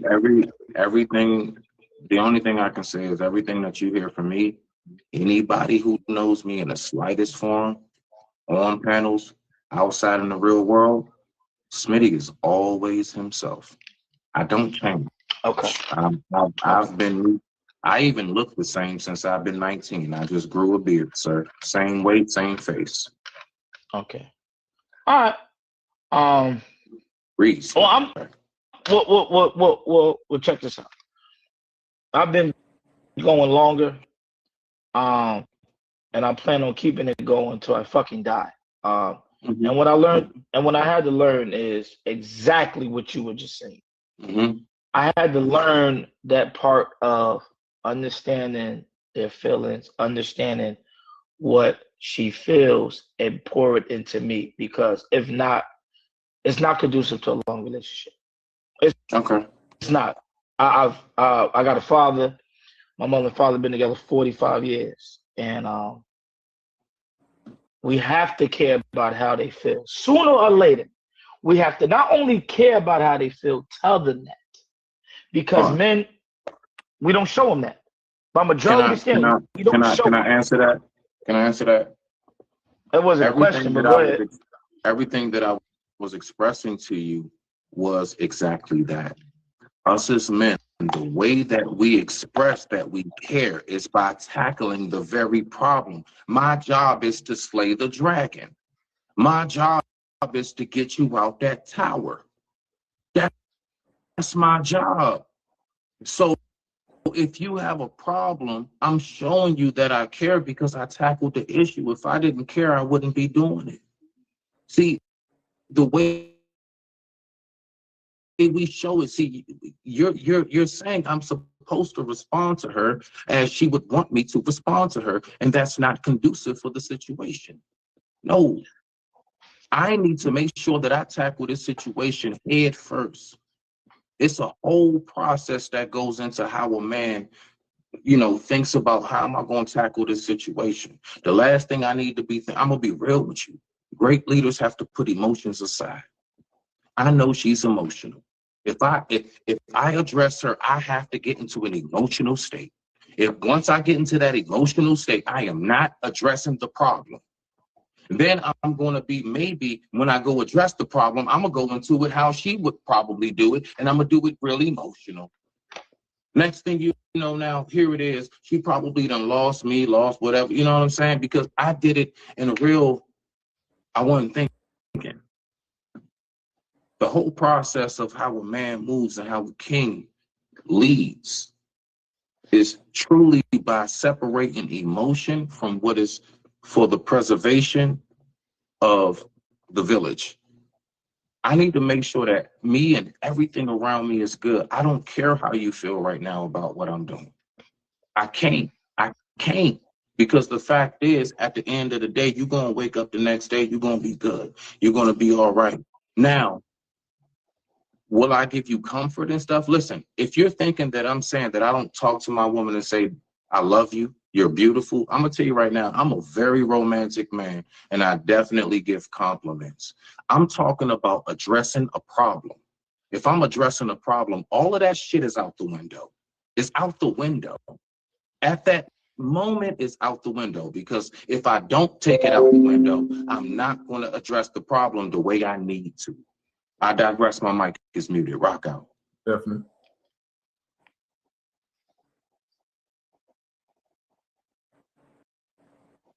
This is what you call a tactical pause, ladies and gentlemen. As she's gathering her thoughts, she's coming up with a great answer that she's going to inspire us all. I don't know. Well, I just say that sometimes the dragon is inside the house, not outside. Sometimes it's that, maybe you out slaying dragons so much or problems so much that I feel neglected, but, and I know that you said that you're nice and you're comforting, but like you said, like, F your feelings. No, I need you to attend to my feelings. This is the dragon right here, because when women cheat, it's an emotional thing that they attach themselves to, usually outside the home, because the man wasn't tending to those feelings. And I was just talking to one of my best friends. Her husband says the same energy. I'm doing this, I'm doing that, I'm trying to provide, I'm trying to protect. But she's like, no, I need you in this way. This is what's happening. You're not understanding, you're not hearing me right here. I'm having a issue right here. This is my demon, or this is my dragon. This is my problem. I need you to help me attend to. And like with women, they need to get down here. Sometimes they need to be loved, conquered, and, right up here, the mental. And I think sometimes, like, I know the guys, you guys have to step up and, have your authority and do your masculine thing. But I just think it's, just don't forget the woman, you know what I'm saying? Like you said, you comfort your lady, so then that's fine. But for the guys that doesn't, they have to attend to that woman's emotional needs. Not saying that you become emotional or act beta or like a female. No, it's not that. Like, get over here, girl. Put your head on my beard, or, caress, something like that. Not nothing that you would have to change up yourself to be. You know what I'm saying? But right now, I need my Smitty. I need to, I need to rub his head. I need you to grab my booty or something, whatever it is. Just don't forget those small nuances that a relationship, that a woman needs, that the excitement that she needs to still keep the fire hot for you. I don't want no other man to come in and take that place, because with social media and all that stuff, is so much that's pressing against the modern relationship enough, right. But women, don't forget to, tell your man that you're having these issues, and not to change him to your plan, but just to communicate that to him, that he don't try to make him, change it to something else, but let him be who he is, because that's the person you chose to be, that man, that leadership.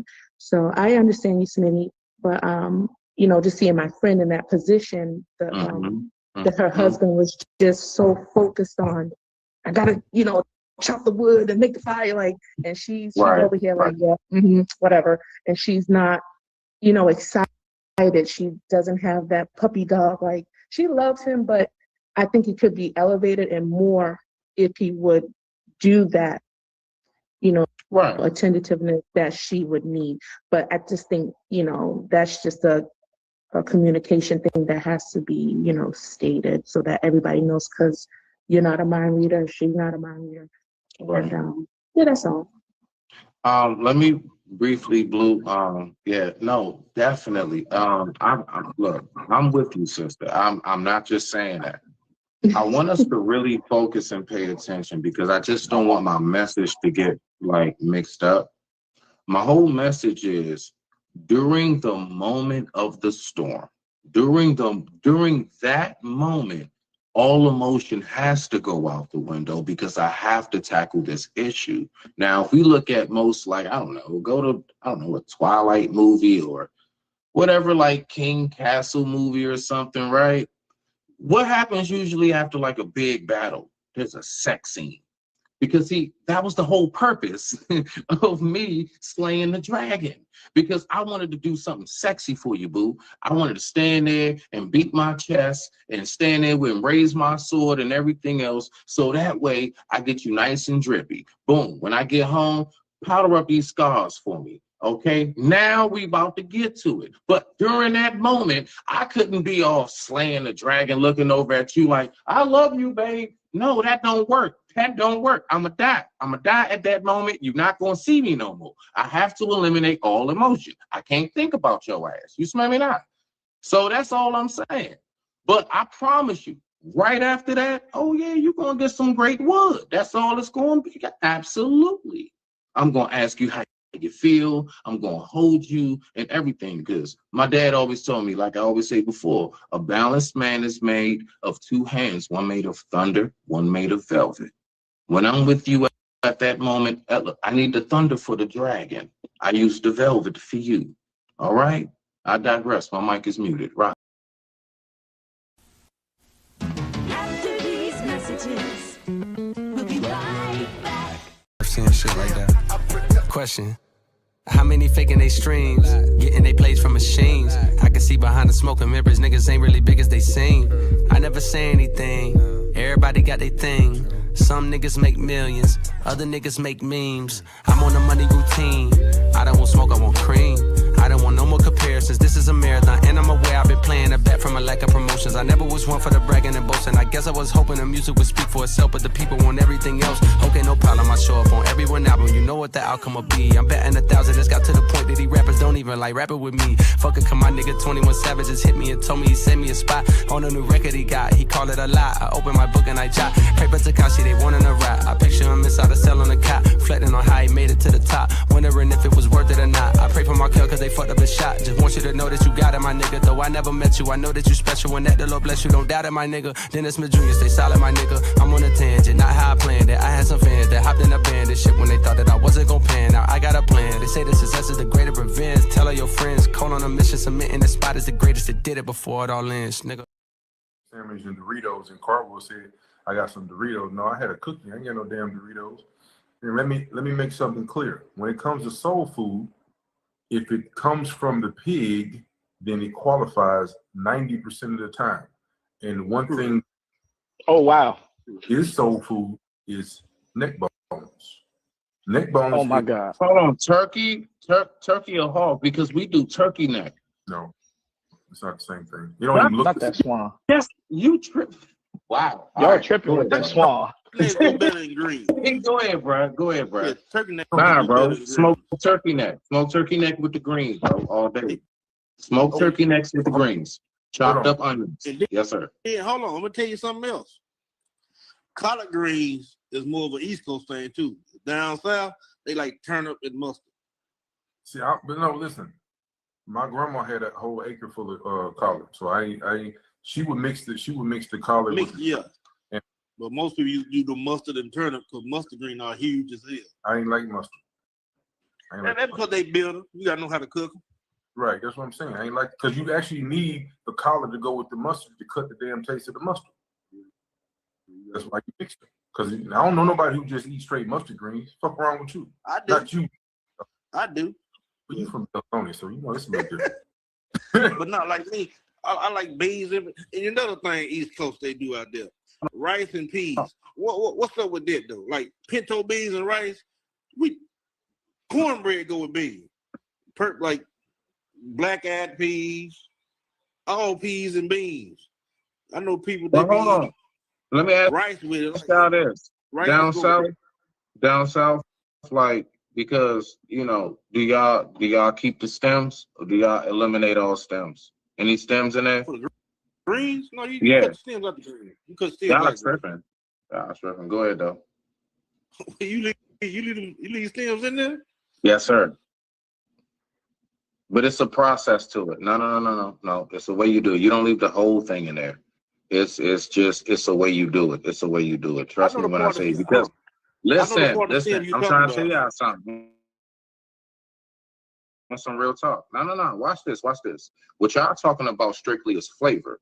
What I'm talking about is a generation of those of us who know where nutrients comes from. I'm trying to tell you, like, for example, oranges. Most 90% of the vitamin C in an orange is in the peel. It's not the orange itself. Listen, this is my field right here. When you are Listen. I know y'all niggas don't like the taste of it. First of all, I don't even like the way niggas make vegetables. Don't get me started on that shit. Niggas don't even know how to prepare vegetables. So 90% of y'all, I don't even want to hear from. You don't know how to prepare vegetables the right way. You cook all the nutrients out of it. You boil the shit out of shit. You make it limp and soft and mushy because you don't realize that slight crunch is where the nutrients is. You might as well drink the goddamn water you boiled it in. I know it tastes better. I'm talking about what you want from that vegetable. Y'all niggas talking about what tastes good. See, this is how you stay healthy. Okay? So now, if you want to get the taste, all right, back, yeah. Take all the stems out, this and that and everything else. Cool, no problem. So that's all I'm saying. We can rock out on the food topic all day. That's my shit. All I'm saying is, Tay Charm is thrown for a red flag violation because she said stuffing. As a black person from the South, we do not eat stuffing, only eat dressing. White folk eat stuff. Okay. You know what, Blue? You're really starting to throw me off, sir. I'm gonna be real with you, brother. That stuffing is on the table. Listen, Thanksgiving in the north. Tripping. You really starting to throw me off, Blue. You really starting to throw me off, Blue. What are you talking about? It is dressing, not stuff. Hold on. So, Blue, let me ask you this. What's inside your turkey during Thanksgiving, sir? Dressing. Who the hell? Hold on, time out. Oh, what time out? What, ranch? I need that stuffing. Y'all tripping. That's disgusting. What is dressing? Dressing is... I don't know that southern shit. What is dressing? No. Because all I know is stuffing. I know we put stuffing inside the turkey. What else do you put in the turkey besides stuffing, Blue? We don't put no stuff in no damn turkey. What don't put that inside no is turkey. the dressing? We fry them turkeys around here. You saying that shit like I know what the contents are. We just started frying turkeys about 5 to 10 years ago. We wouldn't fry them when we were babies. Don't do that, Dubug. No, that is true. That is true. That is true. That's very true.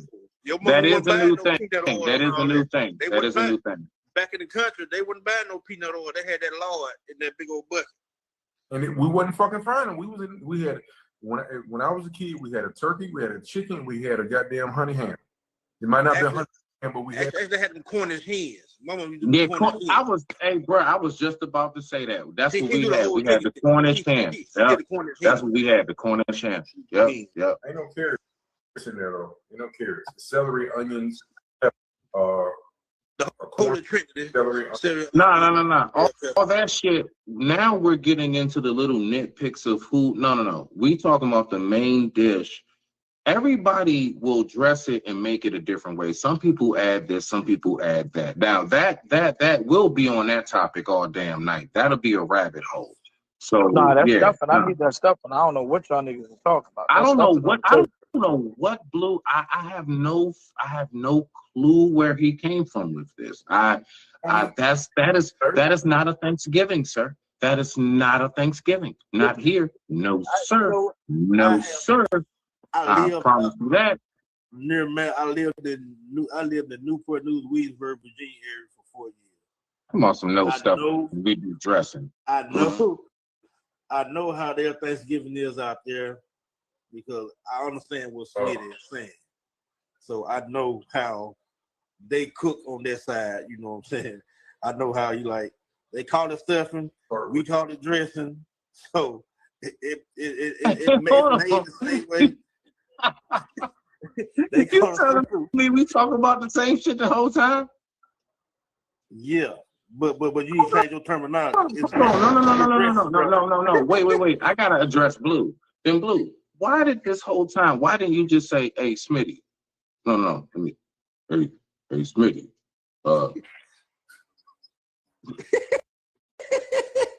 Hey, Smitty. Down here, what we call it dressing. You all call it stuffing. Why did you just say that? No, you really went down this rabbit hole of really making me think it was something totally different. I got you. Why did you do that? I got you. Hey, Smitty. Down here, we call it dressing, not stuffing. and like You didn't say that. And, you know, like, You didn't say that. Hey, Smitty, question. So, do y'all Thanksgiving? Do y'all be having like I know some people be having like they be making like this crab. They make this stuff out of crab. I can't think what it was. It's What, like crab cake? Not crab cake. It's something like they be putting on their dressing too, like a seafood dressing or something. Cartwheel? Listen, bruh. I mean, only thing I can Seafood tell stuff. you honestly. Hold on, let me say your terminology. Seafood stuff. Okay, yeah. I mean, because only thing I was gonna say is like when you talking about here in Maryland, like the magician, the wizard, when you talking about stuff with crabs, I mean, like, bro, we have like so many different things that we do with seafood. Like, so when you say what's that thing you do with crabs, I'm like, huh? Like which out of the 1,001, you know? I don't really eat it, so I'm like, I just. Yeah, I know our famous thing is the crab cakes. Also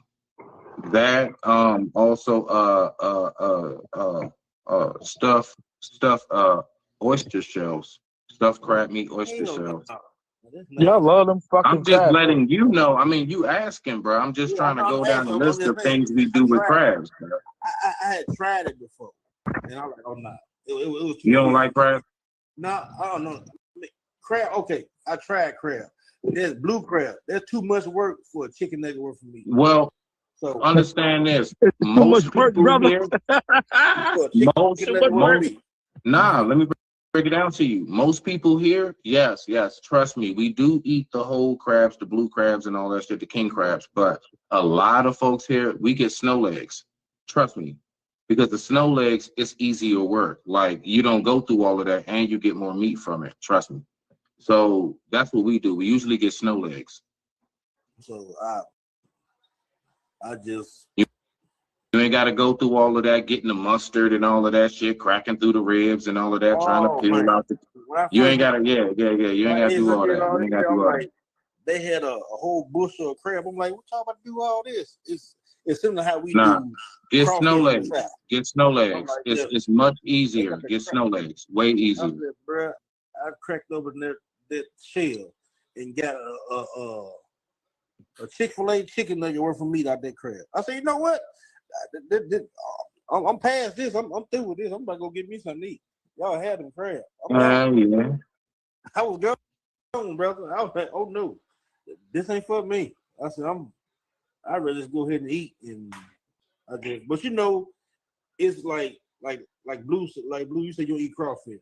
People eat crawfish like they do crabs out there on their side. So it's the same way. Like you probably like crawfish, man. You like, man, it's too much goddamn work. It's the same. I know people that say that as well. So, but nah, I'm good. I just don't. I tried clams, oysters, scallops. Oh, I'm like, it's just too fishy for me. So it got that fishy water taste. So I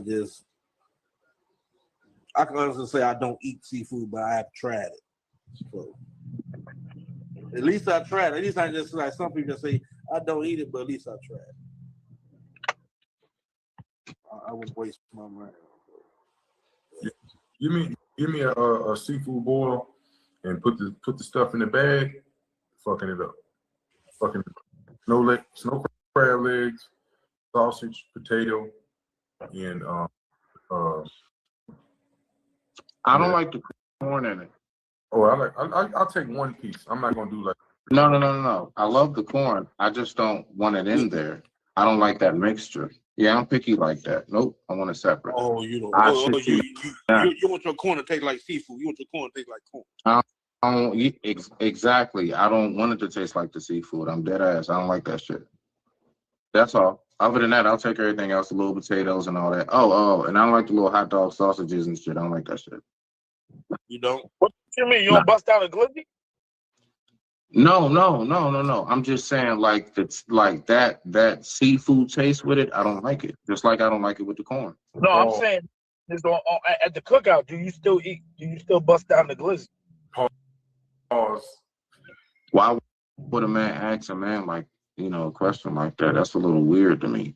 I'm I'm trying to figure. No, wait. Let's slow down. My mind is on man time. I'm up here with 3 men, and I'm trying to figure out where did one of these men's mind just go and why? Nah, What just happened? if I would have said hot dog, What when I would have section said of hot your dog, mind you would've clicked known and better. said, you know what? I'm gonna flip this to some gay shit real quick. Nah, Just that no ain't beef. gay, bro. That I'm ain't gay. just Don't trying do to that, bro. figure out That's where not did gay, you go bro. to, bro? That's Well, not gay. listen, Nigga, I would never I'm go. I gonna would be on never that go bus. gay with another I'm on the brother. other side I'm of the saying street. though. I'm on the other side of the street. What So that I'm gonna mean? need for you. No, wait. I'm gonna need for you to come over here on this side of the street where I am, and we can continue the conversation. Because I'm not coming to fuck over there. I don't know what the hell that's going on over there. I'm letting you know I'm keeping my peace. I respect you, dog. I'm about to say I don't know what's over there. Cause I know motherfuckers in my hood, they still act Bro, like you they just doing came hot dogs. out of Niggas nowhere and got start asking me, so you like to bust down the glizzy at the cookout? Like, bro, what kind of fucking question is that? What kind of shit is that to ask a grown-ass man? What time is it right now? It is 1:42 in the morning, and you asking a grown-ass man, you like to bust down the glizzy at... Bruh.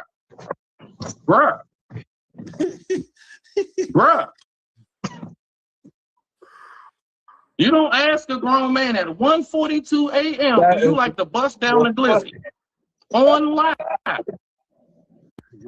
My nigga, you know what, Blue? I don't feel comfortable at this point. I'm not comfortable. You know what? I'm not comfortable. So I think I'm going to go ahead and go. I digress. My mic is muted because I really feel violated right now. That was a violation. You all have a wonderful evening. Read it. After these messages, we'll be right back.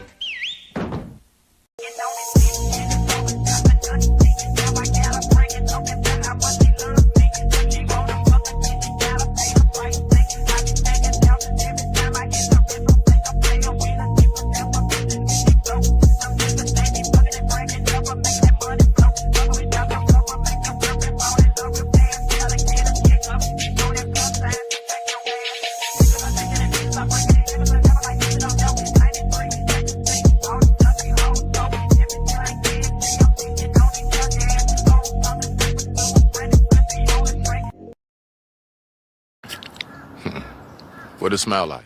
Okay. Quick morning message. So, silence for the wise one is opportunity, but that same silence for the fool is considered to be torture.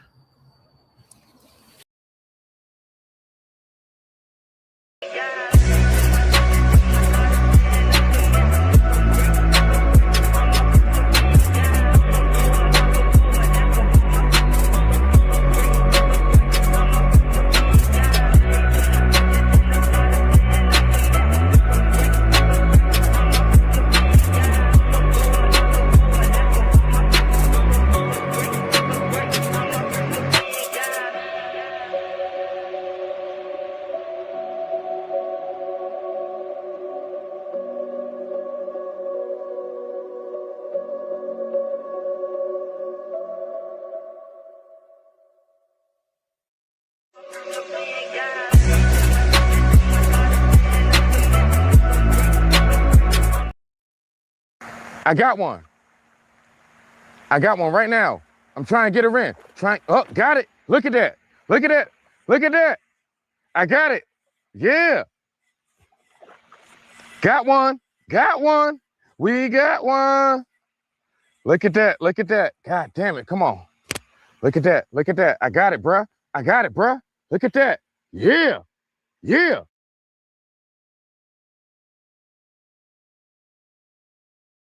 After these messages, we'll be right back. I've seen shit like that. Question.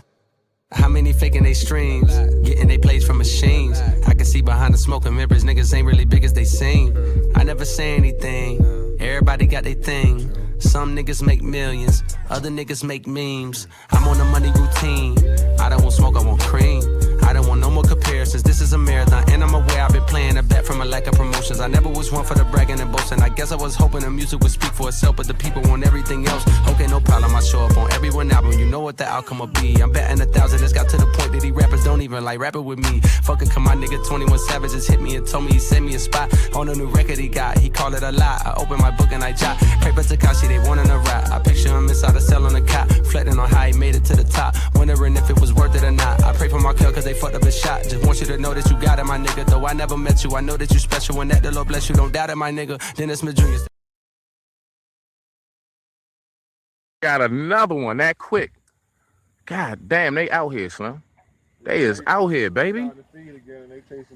Yes, sir. They out here. Yeah, they feed. They pretty too. They clean. Yeah, yeah, clean and everything, man. Look at that.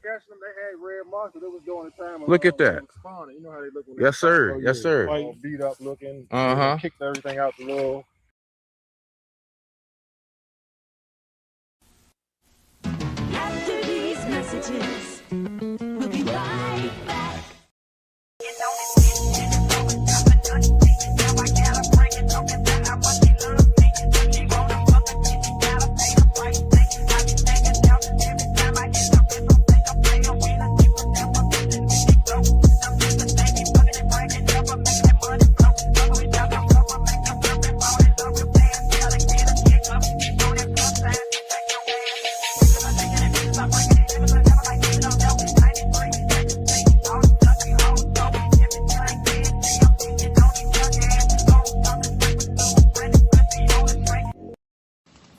Wow. Oh, man. Absolutely beautiful. I don't know y'all view. I'm in the real deal. I'm out here in that real deal, baby. Sheesh. I love it. You know. Droop your genius, nigga. Good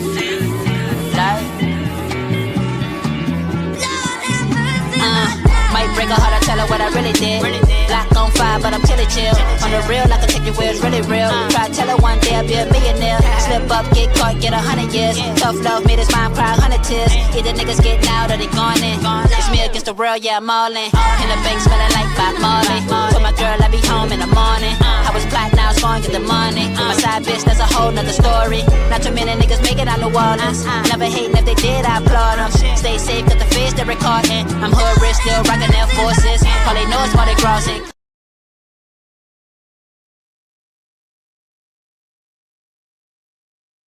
Marcus, he does have machismo, Latin masculinity, but he described it. What the hell?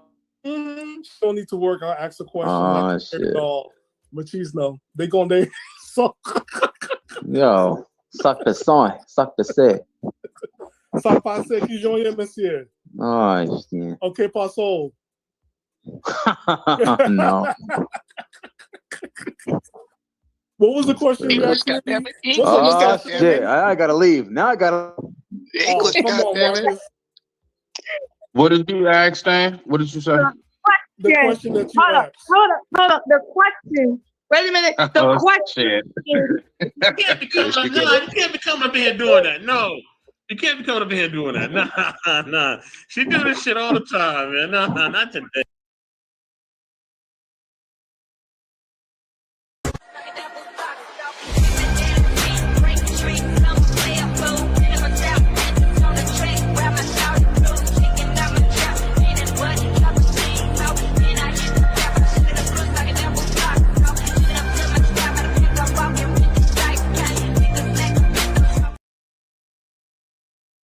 Hey, goddamn it, no. Y'all ain't gonna let it out. That's what it is. Y'all don't want me to talk to you. What's going on, Lola? What's going How you on doing, Lola? right now? Hey, I am doing great. But see, what y'all not gonna do, come in here in the middle of the night and shit, right? Wow, 100 Watts over there trying to show his little condo off, and while y'all up here acting like y'all got a little sense, knowing y'all don't got no damn sense, and got this man up here Stop representing home watching the white, that man, girl. Stop home watching my man. Stop trying to peep his background. He trying to His put it up kitchen there. clean. His kitchen clean. He good. His kitchen clean. Yeah, look at God. Oh, But wait, he anyway, got out of the car? Why you gotta throw shade every time you see me? You throwing shade. What's up? What do I need so to do? you really want to know what's up? What's up? Do you really want to know what's up? Oh, I 100 know what watts? it is. You know what it is, 100 watts? I know what it is. It's the shrimp you never bought her.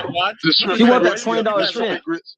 I wanted her to say it. See, Marcus, you fucked it up because I wanted her to say it out of her mouth. I wanted her to say it. I already told you what I wanted, and now you want to tell me to hear it out my mouth. What the fuck? Cause you need to stand on it. If you gonna stand on it, stand on it. Marcus fucked I it was up because I standing wouldn't. on it, but you wasn't trying to stand underneath me. So what the fuck are we? See, O'Shawn, see, I'm trying to be a grown ass man, and you saying some shit to open me up to say some ignorant Grown-ass shit man. because I almost said something ignorant in response to Grown-ass what you just man. said. You trying to I be a almost grown said ass? something ignorant. Trying to be a I grown ass almost man? said something. Okay, hold on. Let me show you Great something. job on taking the Let me high show you something ground, real Watts. quick. Great job Hold on the on. high ground. Let me show you something real quick. Hey Stan. Hey Stan, if I asked you, could you send me sexy shrimp and grits and whatever else so I could feel good for the night? Would you send it to me? Hey, Stan, Okay. what? Yeah, No, man. no, no, Okay. no.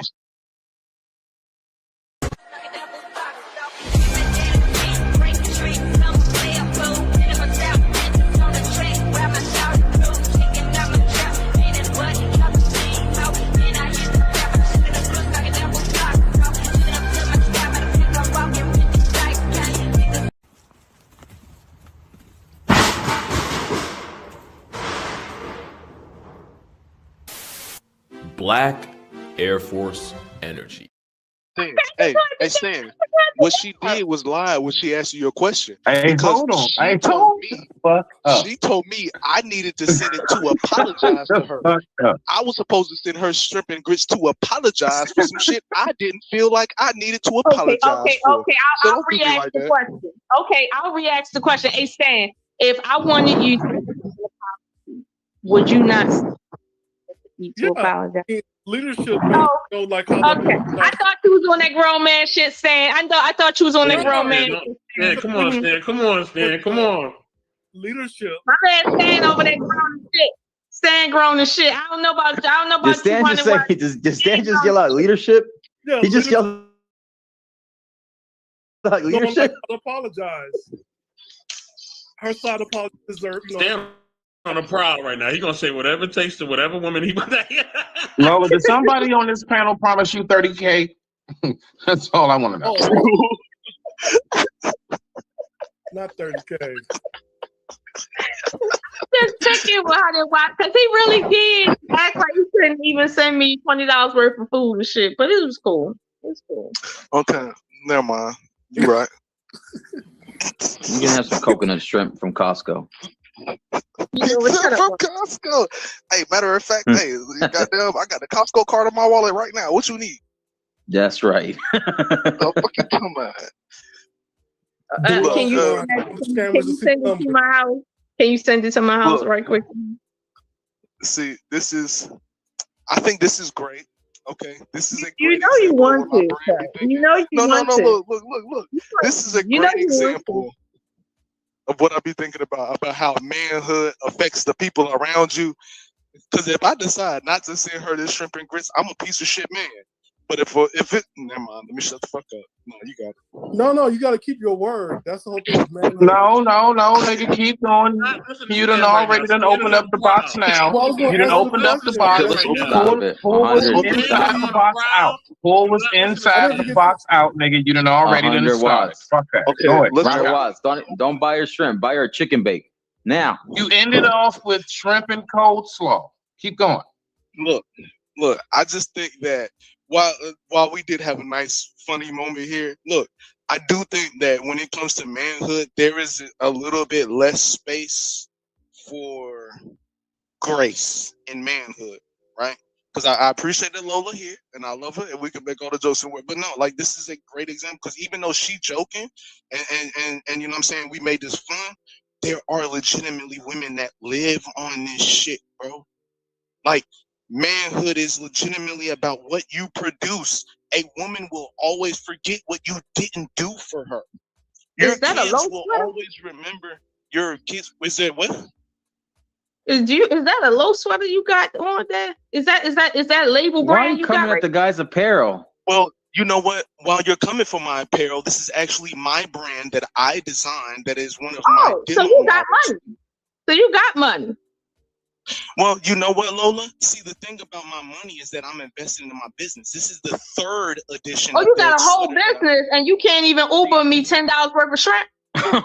Don't do that, Lola. Don't problem do. with the problem with your mindset is instead of you getting the $10 right now, you just sit your ass down for a minute. I can take you on $1,000 dinner later after I get this shit off the ground, but you worry about the shrimp and grits right now. Negro, I'm hungry right now.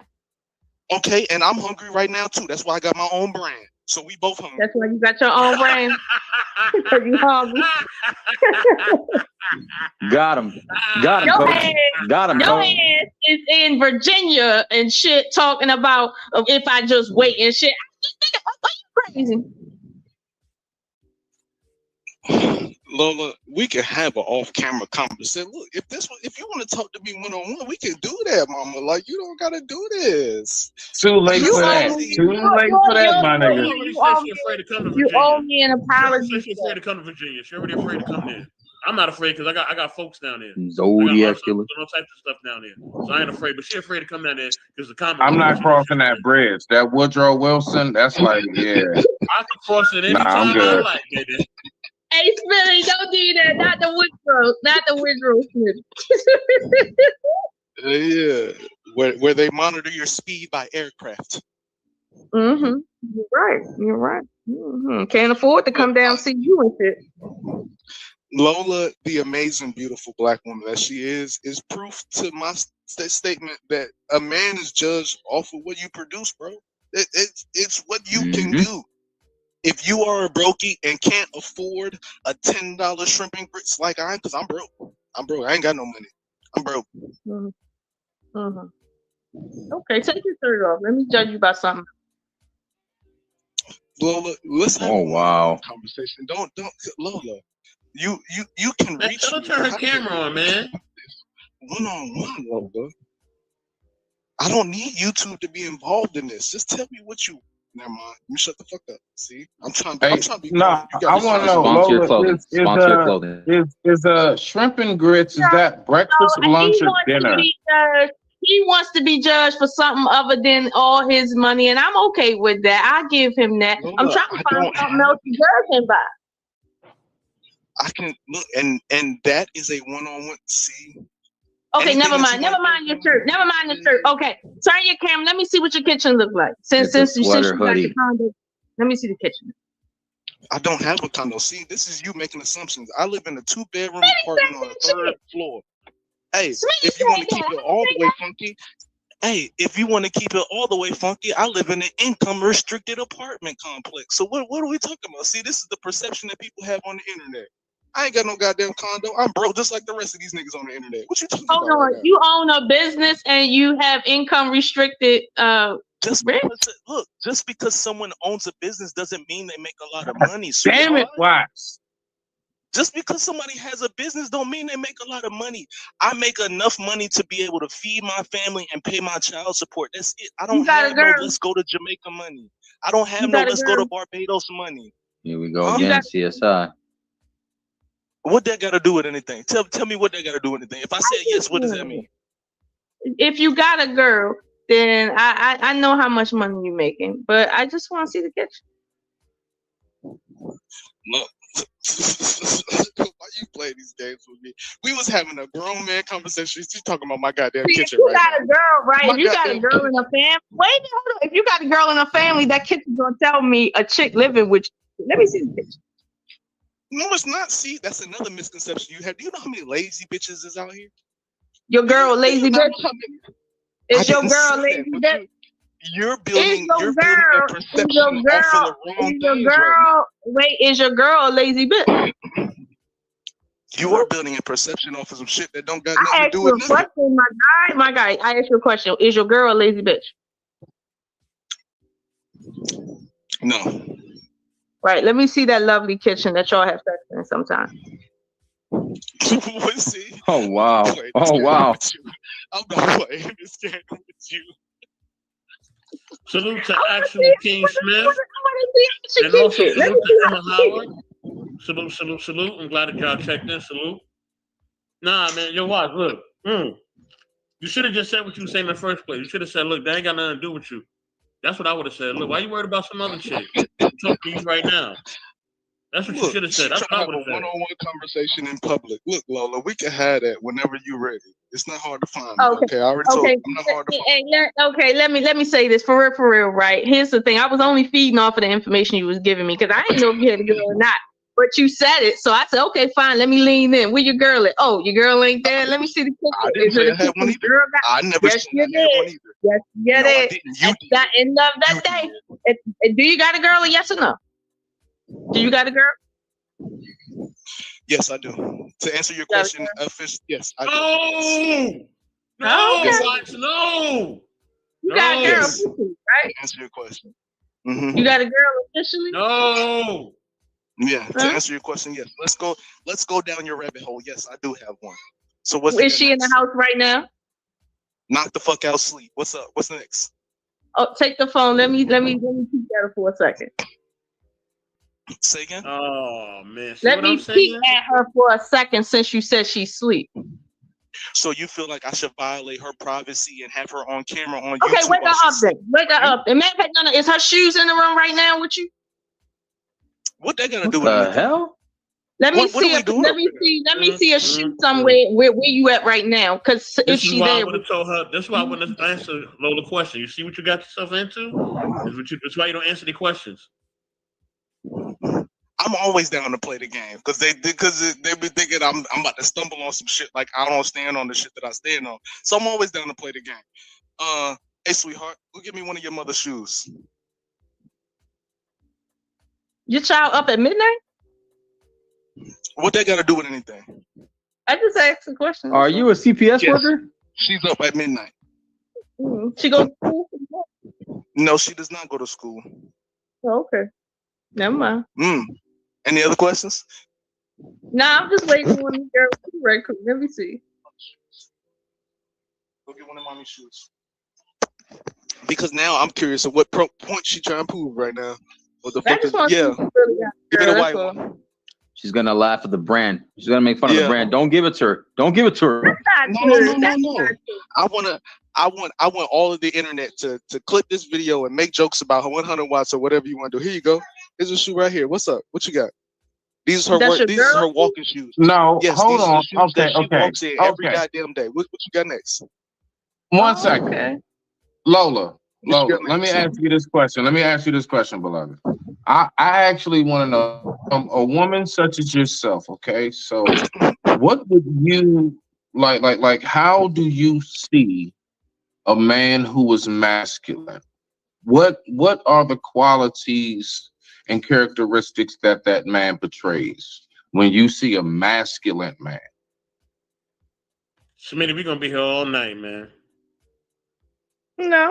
Just let her answer. So We ain't gonna be here all night because truth be told, masculinity is not it's not really a concrete thing. Some of it is physical, some of it is non-physical. For me to get into the non-physical, it's a very enigmatic Tupac and Will. conversation. So I couldn't tell you all of the non-physical things that make men masculine. It's just something you pick up on that you know when you're a woman. give me two of each. Give me two physical, two non-physical. We're gonna simplify that bitch. I know how, so let's rock out. Well, masculinity has a lot to do with presentation. Certain things certain ways men present themselves. It's a strong indicator of their masculinity. That's the one physical.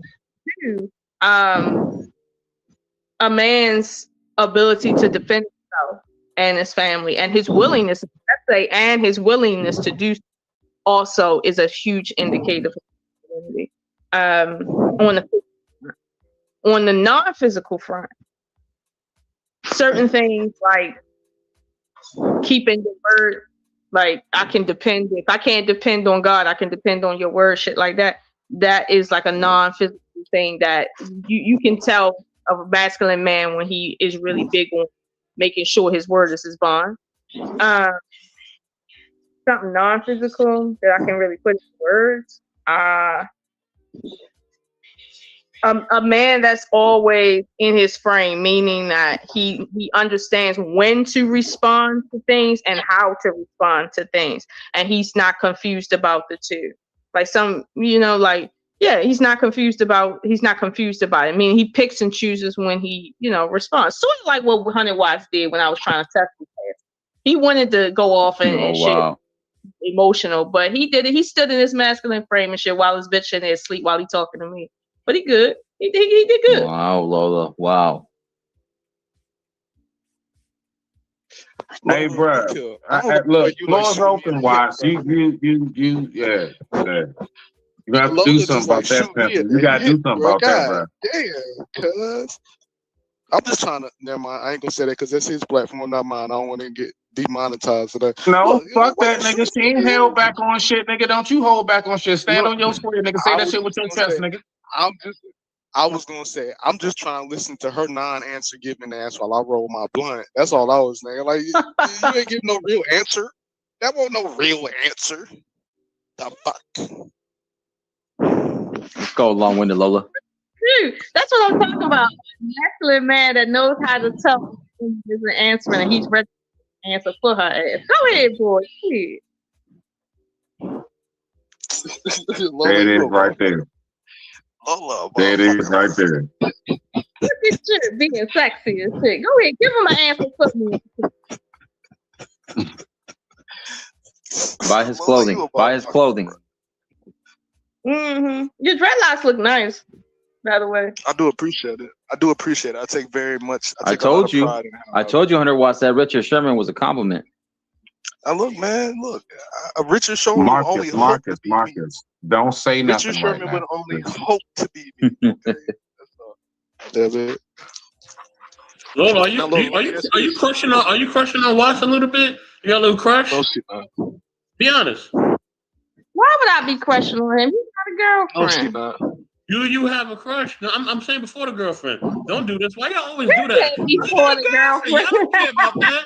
Y'all don't care about the other woman. Stop it. Just like we don't care about the other man. Stop it. He got a girlfriend that wear tennis shoes. Y'all don't care about no other woman. I know you women don't care about well, other I caught women. that.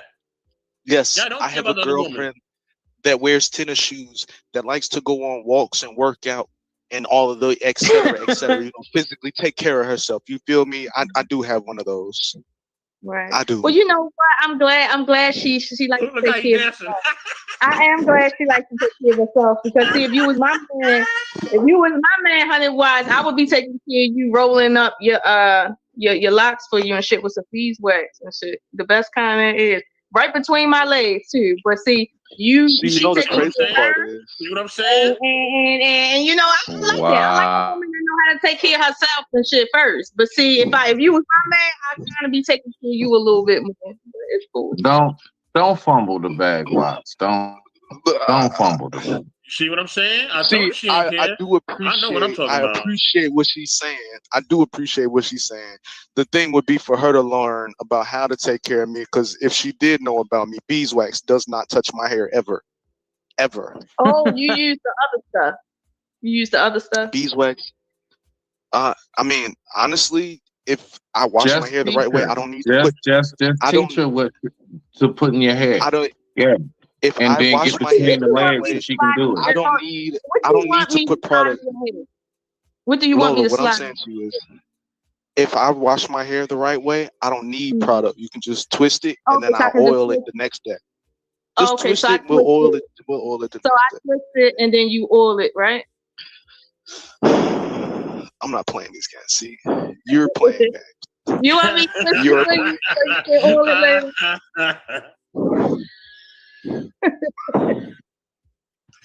See, back in my dark side days, I used to have a motto I used to go by, and it's so true. It's so true, right? And my motto is this: girls don't care. Women don't care. You think men are heartless? Women are very heartless. They don't care. They Kanye West said it himself. Okay? These women do not care. You know what I mean? They care less than us men. You think that oh she's sweet and nice. She don't care about none of that. I mean, look, man, she would trip your girl in them tennis shoes in a minute to get to the dreadlocks. God damn it. Oh shit.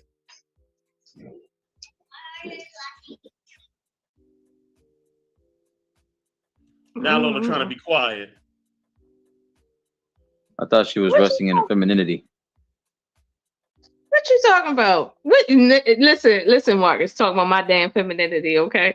I'm talking about my femininity. You would trip his girlfriend in a minute to get to them locks. Stop playing. I would not dare trip his baby mother. That's the child. That's his baby mother. Why would I do that? Because you don't care. It's easy to just shoot him in the foot. Let me ask you a different question, Lola. I do want to ask you a question pertaining to the conversation we're having. If you were responsible for raising a young man, where would you say the point of his life should come where he stops doing childish little boy shit and starts being a grown man? The premise on me asking that question is because people in the Jewish community, a lot of times at the age of 13, boys have a bar mitzvah, now they're men. And then when we talk about the black community, we have these conversations about young men like Ja Morant and say, oh, he's in his early 20s, he's still young, let him grow and develop. Where would you feel like is a responsible point in life or age or whatever that you feel like a man should stop doing little boy shit and do grown man shit? That's a good question. Very sexy for a man. Great question, sir. Okay. How do you say it like that? Mr. Best know how I feel about my Jewish people, okay? But I'm gonna have to side with the small hats on this one. 13? That's what you feel like it's at? Yeah. Lethal hands. You can literally, you're right. Yeah, you can literally delete someone just with your hands or with your body. So in altercations, right, you're going to be conscious of this. And so you might subdue the person, but you might not go all out to the point to where you're reckless and delete the person. That guy is masculine. And it's something that I've always, a critique I've had toward the black community is a lot of people think projecting a lack of control is ultra masculinity, and it's actually the opposite. Look at you growing up on me. Oh my God, I'm gonna have to take a picture. I've always been this way. What are you talking about? I'm gonna let you have that one. Oh, Hunter, watch, you're muted, man. Wait. Stop. Hell has frozen over. She can't rebut. You heard it too? You heard She's it too, not gonna Marcus? answer? No longer You heard Lola? it too? There must be raining miracles. Where are you from? You thing. I'm resting in my masculinity. You know what I mean? No, you're resting in your femininity. Remember that. Your femininity, not your masculinity. Don't you dare. Masculinity. I don't think masculinity ever has a moment to rest. But go ahead. Well, I'm not in my masculinity. Okay. In other words, Lola, be the flower. Us men, we will be the rock. Nigga, you be a flower, okay? Lola. No, okay, now you're trying to be a boulder. Stop. She done said how she gonna braid his hair. She done said all these things. Okay. I was braiding his hair like that. What you talking about? You think she had the power to have you taken down physically? Okay, yes. There you go. There is a space where that is possible. Yes, there's a 50-50 chance of that. There's a 50-50 chance of that. And no, Lola is not Queen Elizabeth. I give it 90% Watts, Lola 10. I'm just because even with Queen Elizabeth, who to say that Queen Elizabeth might not be fucking with the wrong one? Where is the measure? We gonna ask where that is question. the measure of power? Where's the measure of power of who you're trying to take down? When have you measured the power? What? The wrong one. Who's the wrong one? Who would have been the one with Queen Elizabeth? Who would have been like that? Oh shit, you don't want to fuck with Obama, or I don't know who. Who's the wrong one? Oprah? Who's the wrong one? Donald Trump. Let's say that's my answer. Okay, one more time. Who's the wrong one?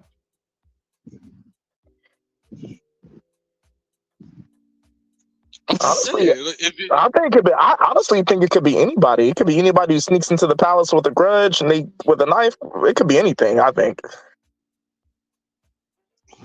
No, come on now. But I get what you're saying, Smitty. I get what you're saying. No love. I'm just saying, in any situation, and I don't give a fuck who you are, how powerful you are in any situation. It's 50-50. You can underestimate, like the person that has nothing to lose. If you're taking down the person that has nothing to lose, like, are we like, come on now, like let's not sleep on that. The ability to go into a situation and say, fuck it, whatever happens here, happens here. You're gonna get what you get. It's gonna be what it is. I have nothing to lose, so I'm gonna come out on top. If that's my mindset walking in, like, I'm gonna come out on top. You're not taking nothing from me. Well, okay. Well, Honey Wise, here's the thing. It's not about taking anything from you. True power is being able to influence people to give you what you want, not take it from them. I don't want to take nothing from you. Anything I get from a man, he definitely going to give it to me, and he's going to give it to me gladly. Okay, but the assertion of power comes with the assumption of thinking you know what that person wants. She's not going to miss that mommy mistake. She's not going to miss it. I promise you.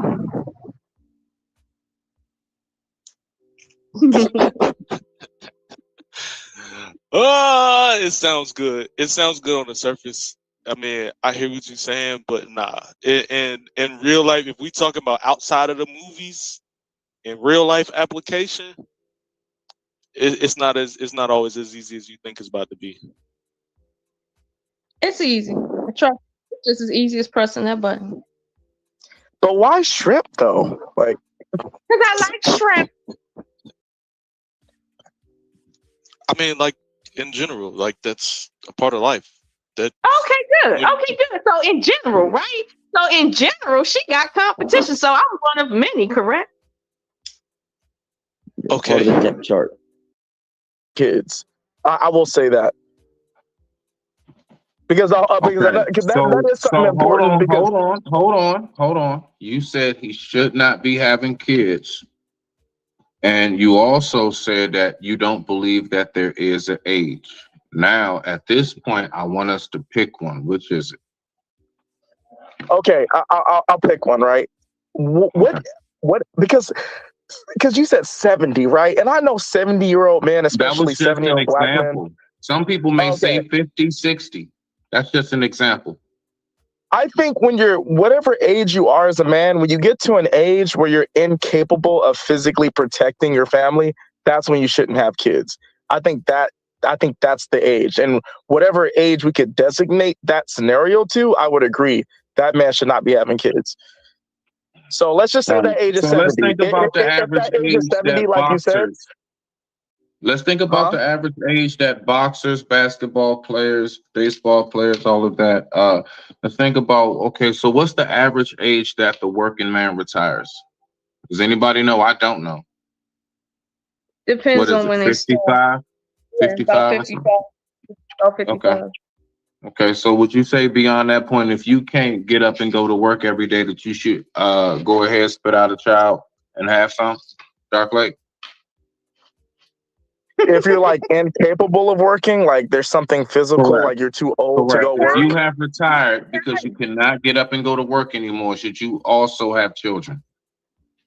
Shout out to Raw B. I'm not gonna say. Hey, shout out to Raw B. How you doing? I don't think that's a definite. I don't think that. Oh, sorry. I'll let Raw B go. Go ahead. Nigga. Answer the question, and she can go. She can wait. Okay. Okay. Here's the thing, right? I don't think that's a scenario where I could determine if he should have kids or not. I would more focus on his physical ability. Like, like just because a man can't go to work doesn't mean he can't protect his family physically, right?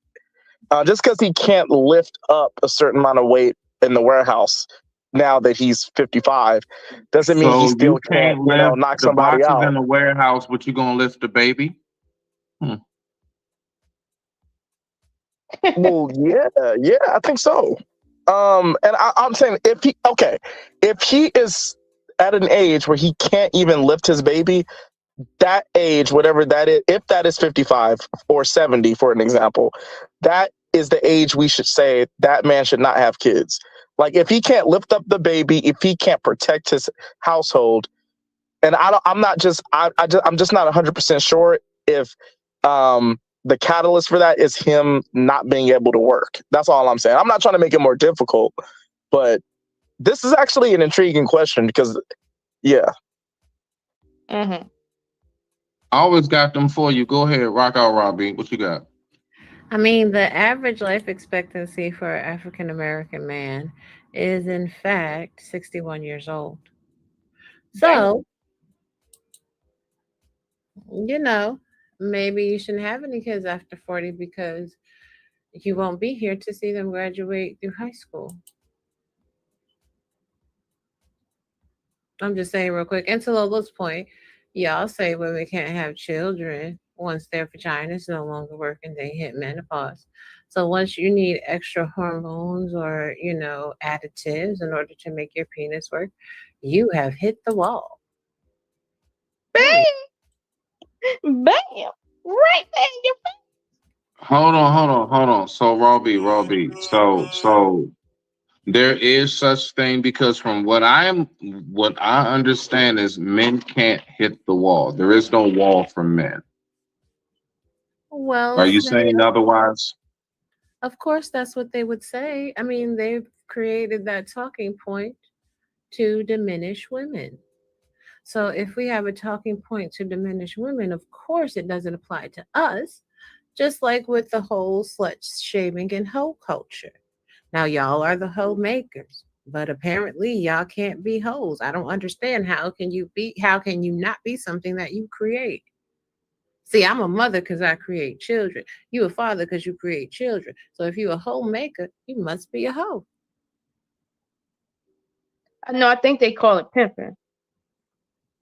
Oh, well, that too.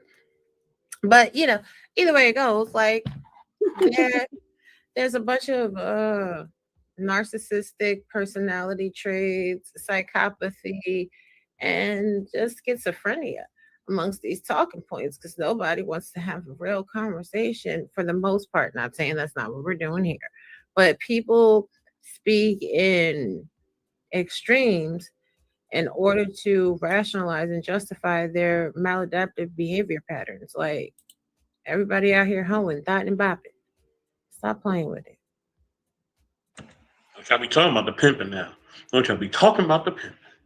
All right, so is there a difference? All right, well, all right, that being the case, okay, I get you on that. The women who choose to do that. You say what? I said, ask your question, Smitty. Don't you bite your tongue. Nah, I got you. I appreciate you though. I appreciate you. Real, recognize real. But nah, real shit though. Like the ones who out there and they choose to go ahead and live that lifestyle, is that their choice or is that primarily like? Do we really put everything on a person's upbringing, or at some point do we say no, that's you? It's all cap. There's some people that have been born and raised horribly and have accomplished many splendid things. There's some people that have been born with a silver spoon in their mouth and they can't, pass go. So it's all the individual. All of these conversations, to me anyway, about single mothers, single fathers, who's at fault, who's not at fault, the state of society, it's all because of this person, it's all because of that person. That's all a damn lie. People do what they want to do. People do what they feel they can get away with. Mm-hmm. I concur. Thank you, Sugar Bum. But I mean, like, I don't know. I'm just ready to get to the real issue because a lot of people they delusional, man. They living in la la land, and it's very apparent why a lot of these people are single or miserable. They have hard times even maintaining normal communication standards in a panel. I be confused all the time. I'm like, what the hell? All right then. Y'all got it. So what's the real issue? The real issue is that everybody is selfish and self-serving. That's the real issue. The real issue is ain't nobody trying to be in no relationships no more. Let's keep it a buck. Everybody trying to smash and dash Netflix and chill. Pop off and move on to the next person because they think they're going to find a bigger, better deal. It's kind of like that story about the husband store. You know that joke, right? Yeah, I know. thoroughly. Yeah. Yes. Yeah, so by the time people get to the 6th floor, there ain't no options. That joke don't really just apply to women, even though they tell that joke just to apply to women. It applies to men too. Only thing is a lot of men not really honest. They'll have a woman that's giving them everything that they actually need. Oh, well, but I want someone giving me everything I need that's actually a size 2.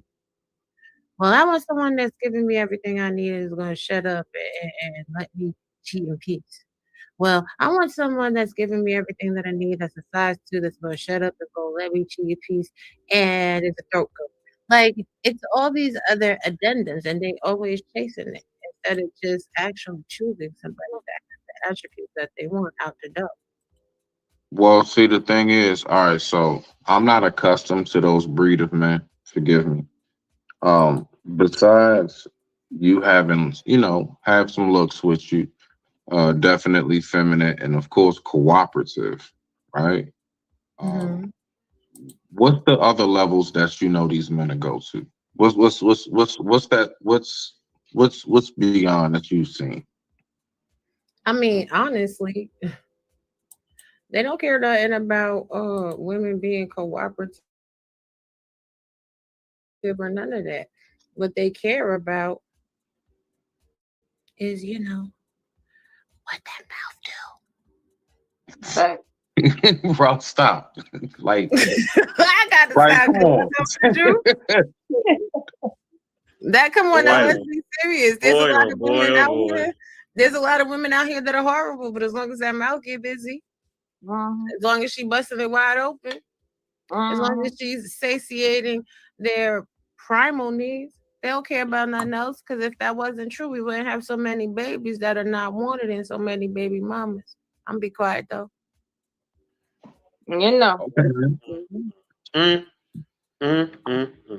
Floor's open. Anybody got something? My bad for coming with that truth. Watch, is your girl giving you Much all of needed that? and appreciated.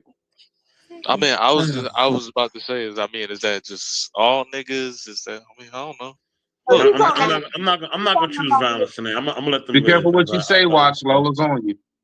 Look, Lola, I can't speak violence. for all niggas. I can't speak for all niggas and what they doing. I can't speak for that. I'm just saying, me on a personal level, my perspective as a nigga that got kids and I'm with the mother of my child, like I have a vision that I have for my life. So I can't speak for all that shit that she talking about. That's your biological Say again? child. 100%. You're 1 in a million, Booski.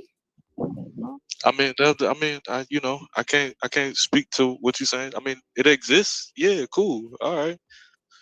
I mean, all right. So cool. What you mean he's 100? What you mean he's 1 in a million though? Exactly what I said. I think I spoke proper King's English. Oh well, I mean, there's a lot of men who are taking care of their kids and in the relationship. No. Don't let what he said go over your head. He's with his mother of his child. Talking about for clarity, because I don't want to stand on some high and almighty hill. I mean, I do have 3 kids will have 4 kids with 2 different women. Okay, so I'm not standing on some almighty hill. I'm just saying, my life, I'm with the mother of my children, and I have a vision with me and her, and that's where I'm at. So I don't That's know where these okay. other It's niggas are. okay if you made a mistake in the past and you learned from it. At least you learned from it. That still makes you one in a million. Because the reality is, we know plenty of men with children hither and yon, and they have a baby here, a baby there, a baby Are here. we really that far in between? As far as Yeah. men who like really just like right there and about business, and is that really stretched out? Yeah. Hmm. Don't you listen? Don't you listen to the panels? So you got to catch the Oh, subtext. I hear the same thing we all do. Trust me, I hear the fuckery. That's why I stay away Right. from most of it. But you What got to she's catch the subtext. subtext. What she's saying is, you hear men all the time talking about their fathers, right? But notice the percentage of them that are actually in a relationship with the mother. Ah, okay. I'm with you. Notice the Okay. percentage of them that are complaining about child support. Why would you be complaining about child support? Because you got to pay child support. Why you got to pay child support? Because you're not with your child mama. La la la la la. Mm-hmm. I see what you're saying, Robbie, but you know where some. I think that's a whole nother conversation. Well, yeah, I was gonna say, I think there's a difference between the man not being with his woman, so he has to pay child support, versus sometimes that happens that the woman leaves to get child support. I mean, I don't think that always happens. I'm not saying that that's the only scenario. I'm just no, saying. but I'm just saying real quick. Y'all say 70% of women leave. I'm gonna tell you. Y'all think 70% of women is just leaving so they could get a little piece of check and then have to deal with the children full time by themselves? Everybody that believes that is a moron. I believe it's a real thing that some women who aren't very smart do. No. No woman ever. No woman ever just says, you know what? Let me take this check for $125 every week to have to deal with these little Nope. children. When you speaking of absolute like that, I am definitely gonna push back against that. No way. The average child Nope. support payment in the United States of America is Okay, but it's and it's deep, but it's deeper than the child support. But it's deeper than the child support. But you and I both know it's deeper than the child support, though. It's What are deeper you than the talking child about? support. What are you talking about? I would rather Clarify. not deal with this nigga and his bullshit and get this food stamps, TANF, and child support. Oh, That's see, only if people ain't working. listen. Again, I'm saying if you think that 70% of women are making that decision, that means that you believe that 70% of women are getting food I was just stamps. pushing them. I was just pushing it back against when you said no woman No, that's ever. fine. That's fine. No What I'm woman saying ever. is, That's all I'm saying. what I'm saying is, let's use your specific example. Now we're gonna get a little deeper. After these messages, we'll be right back.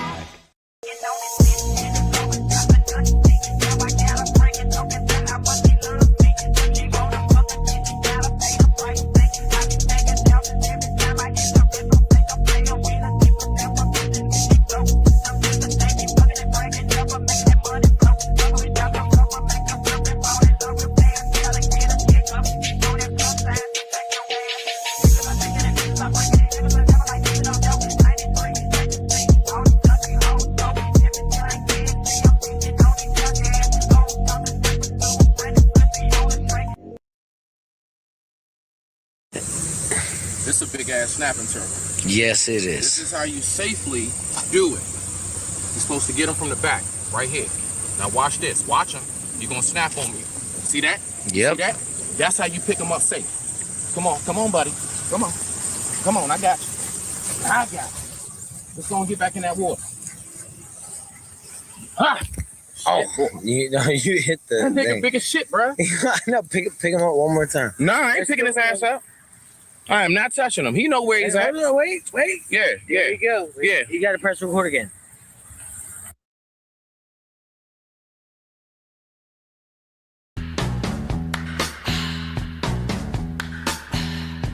get mine.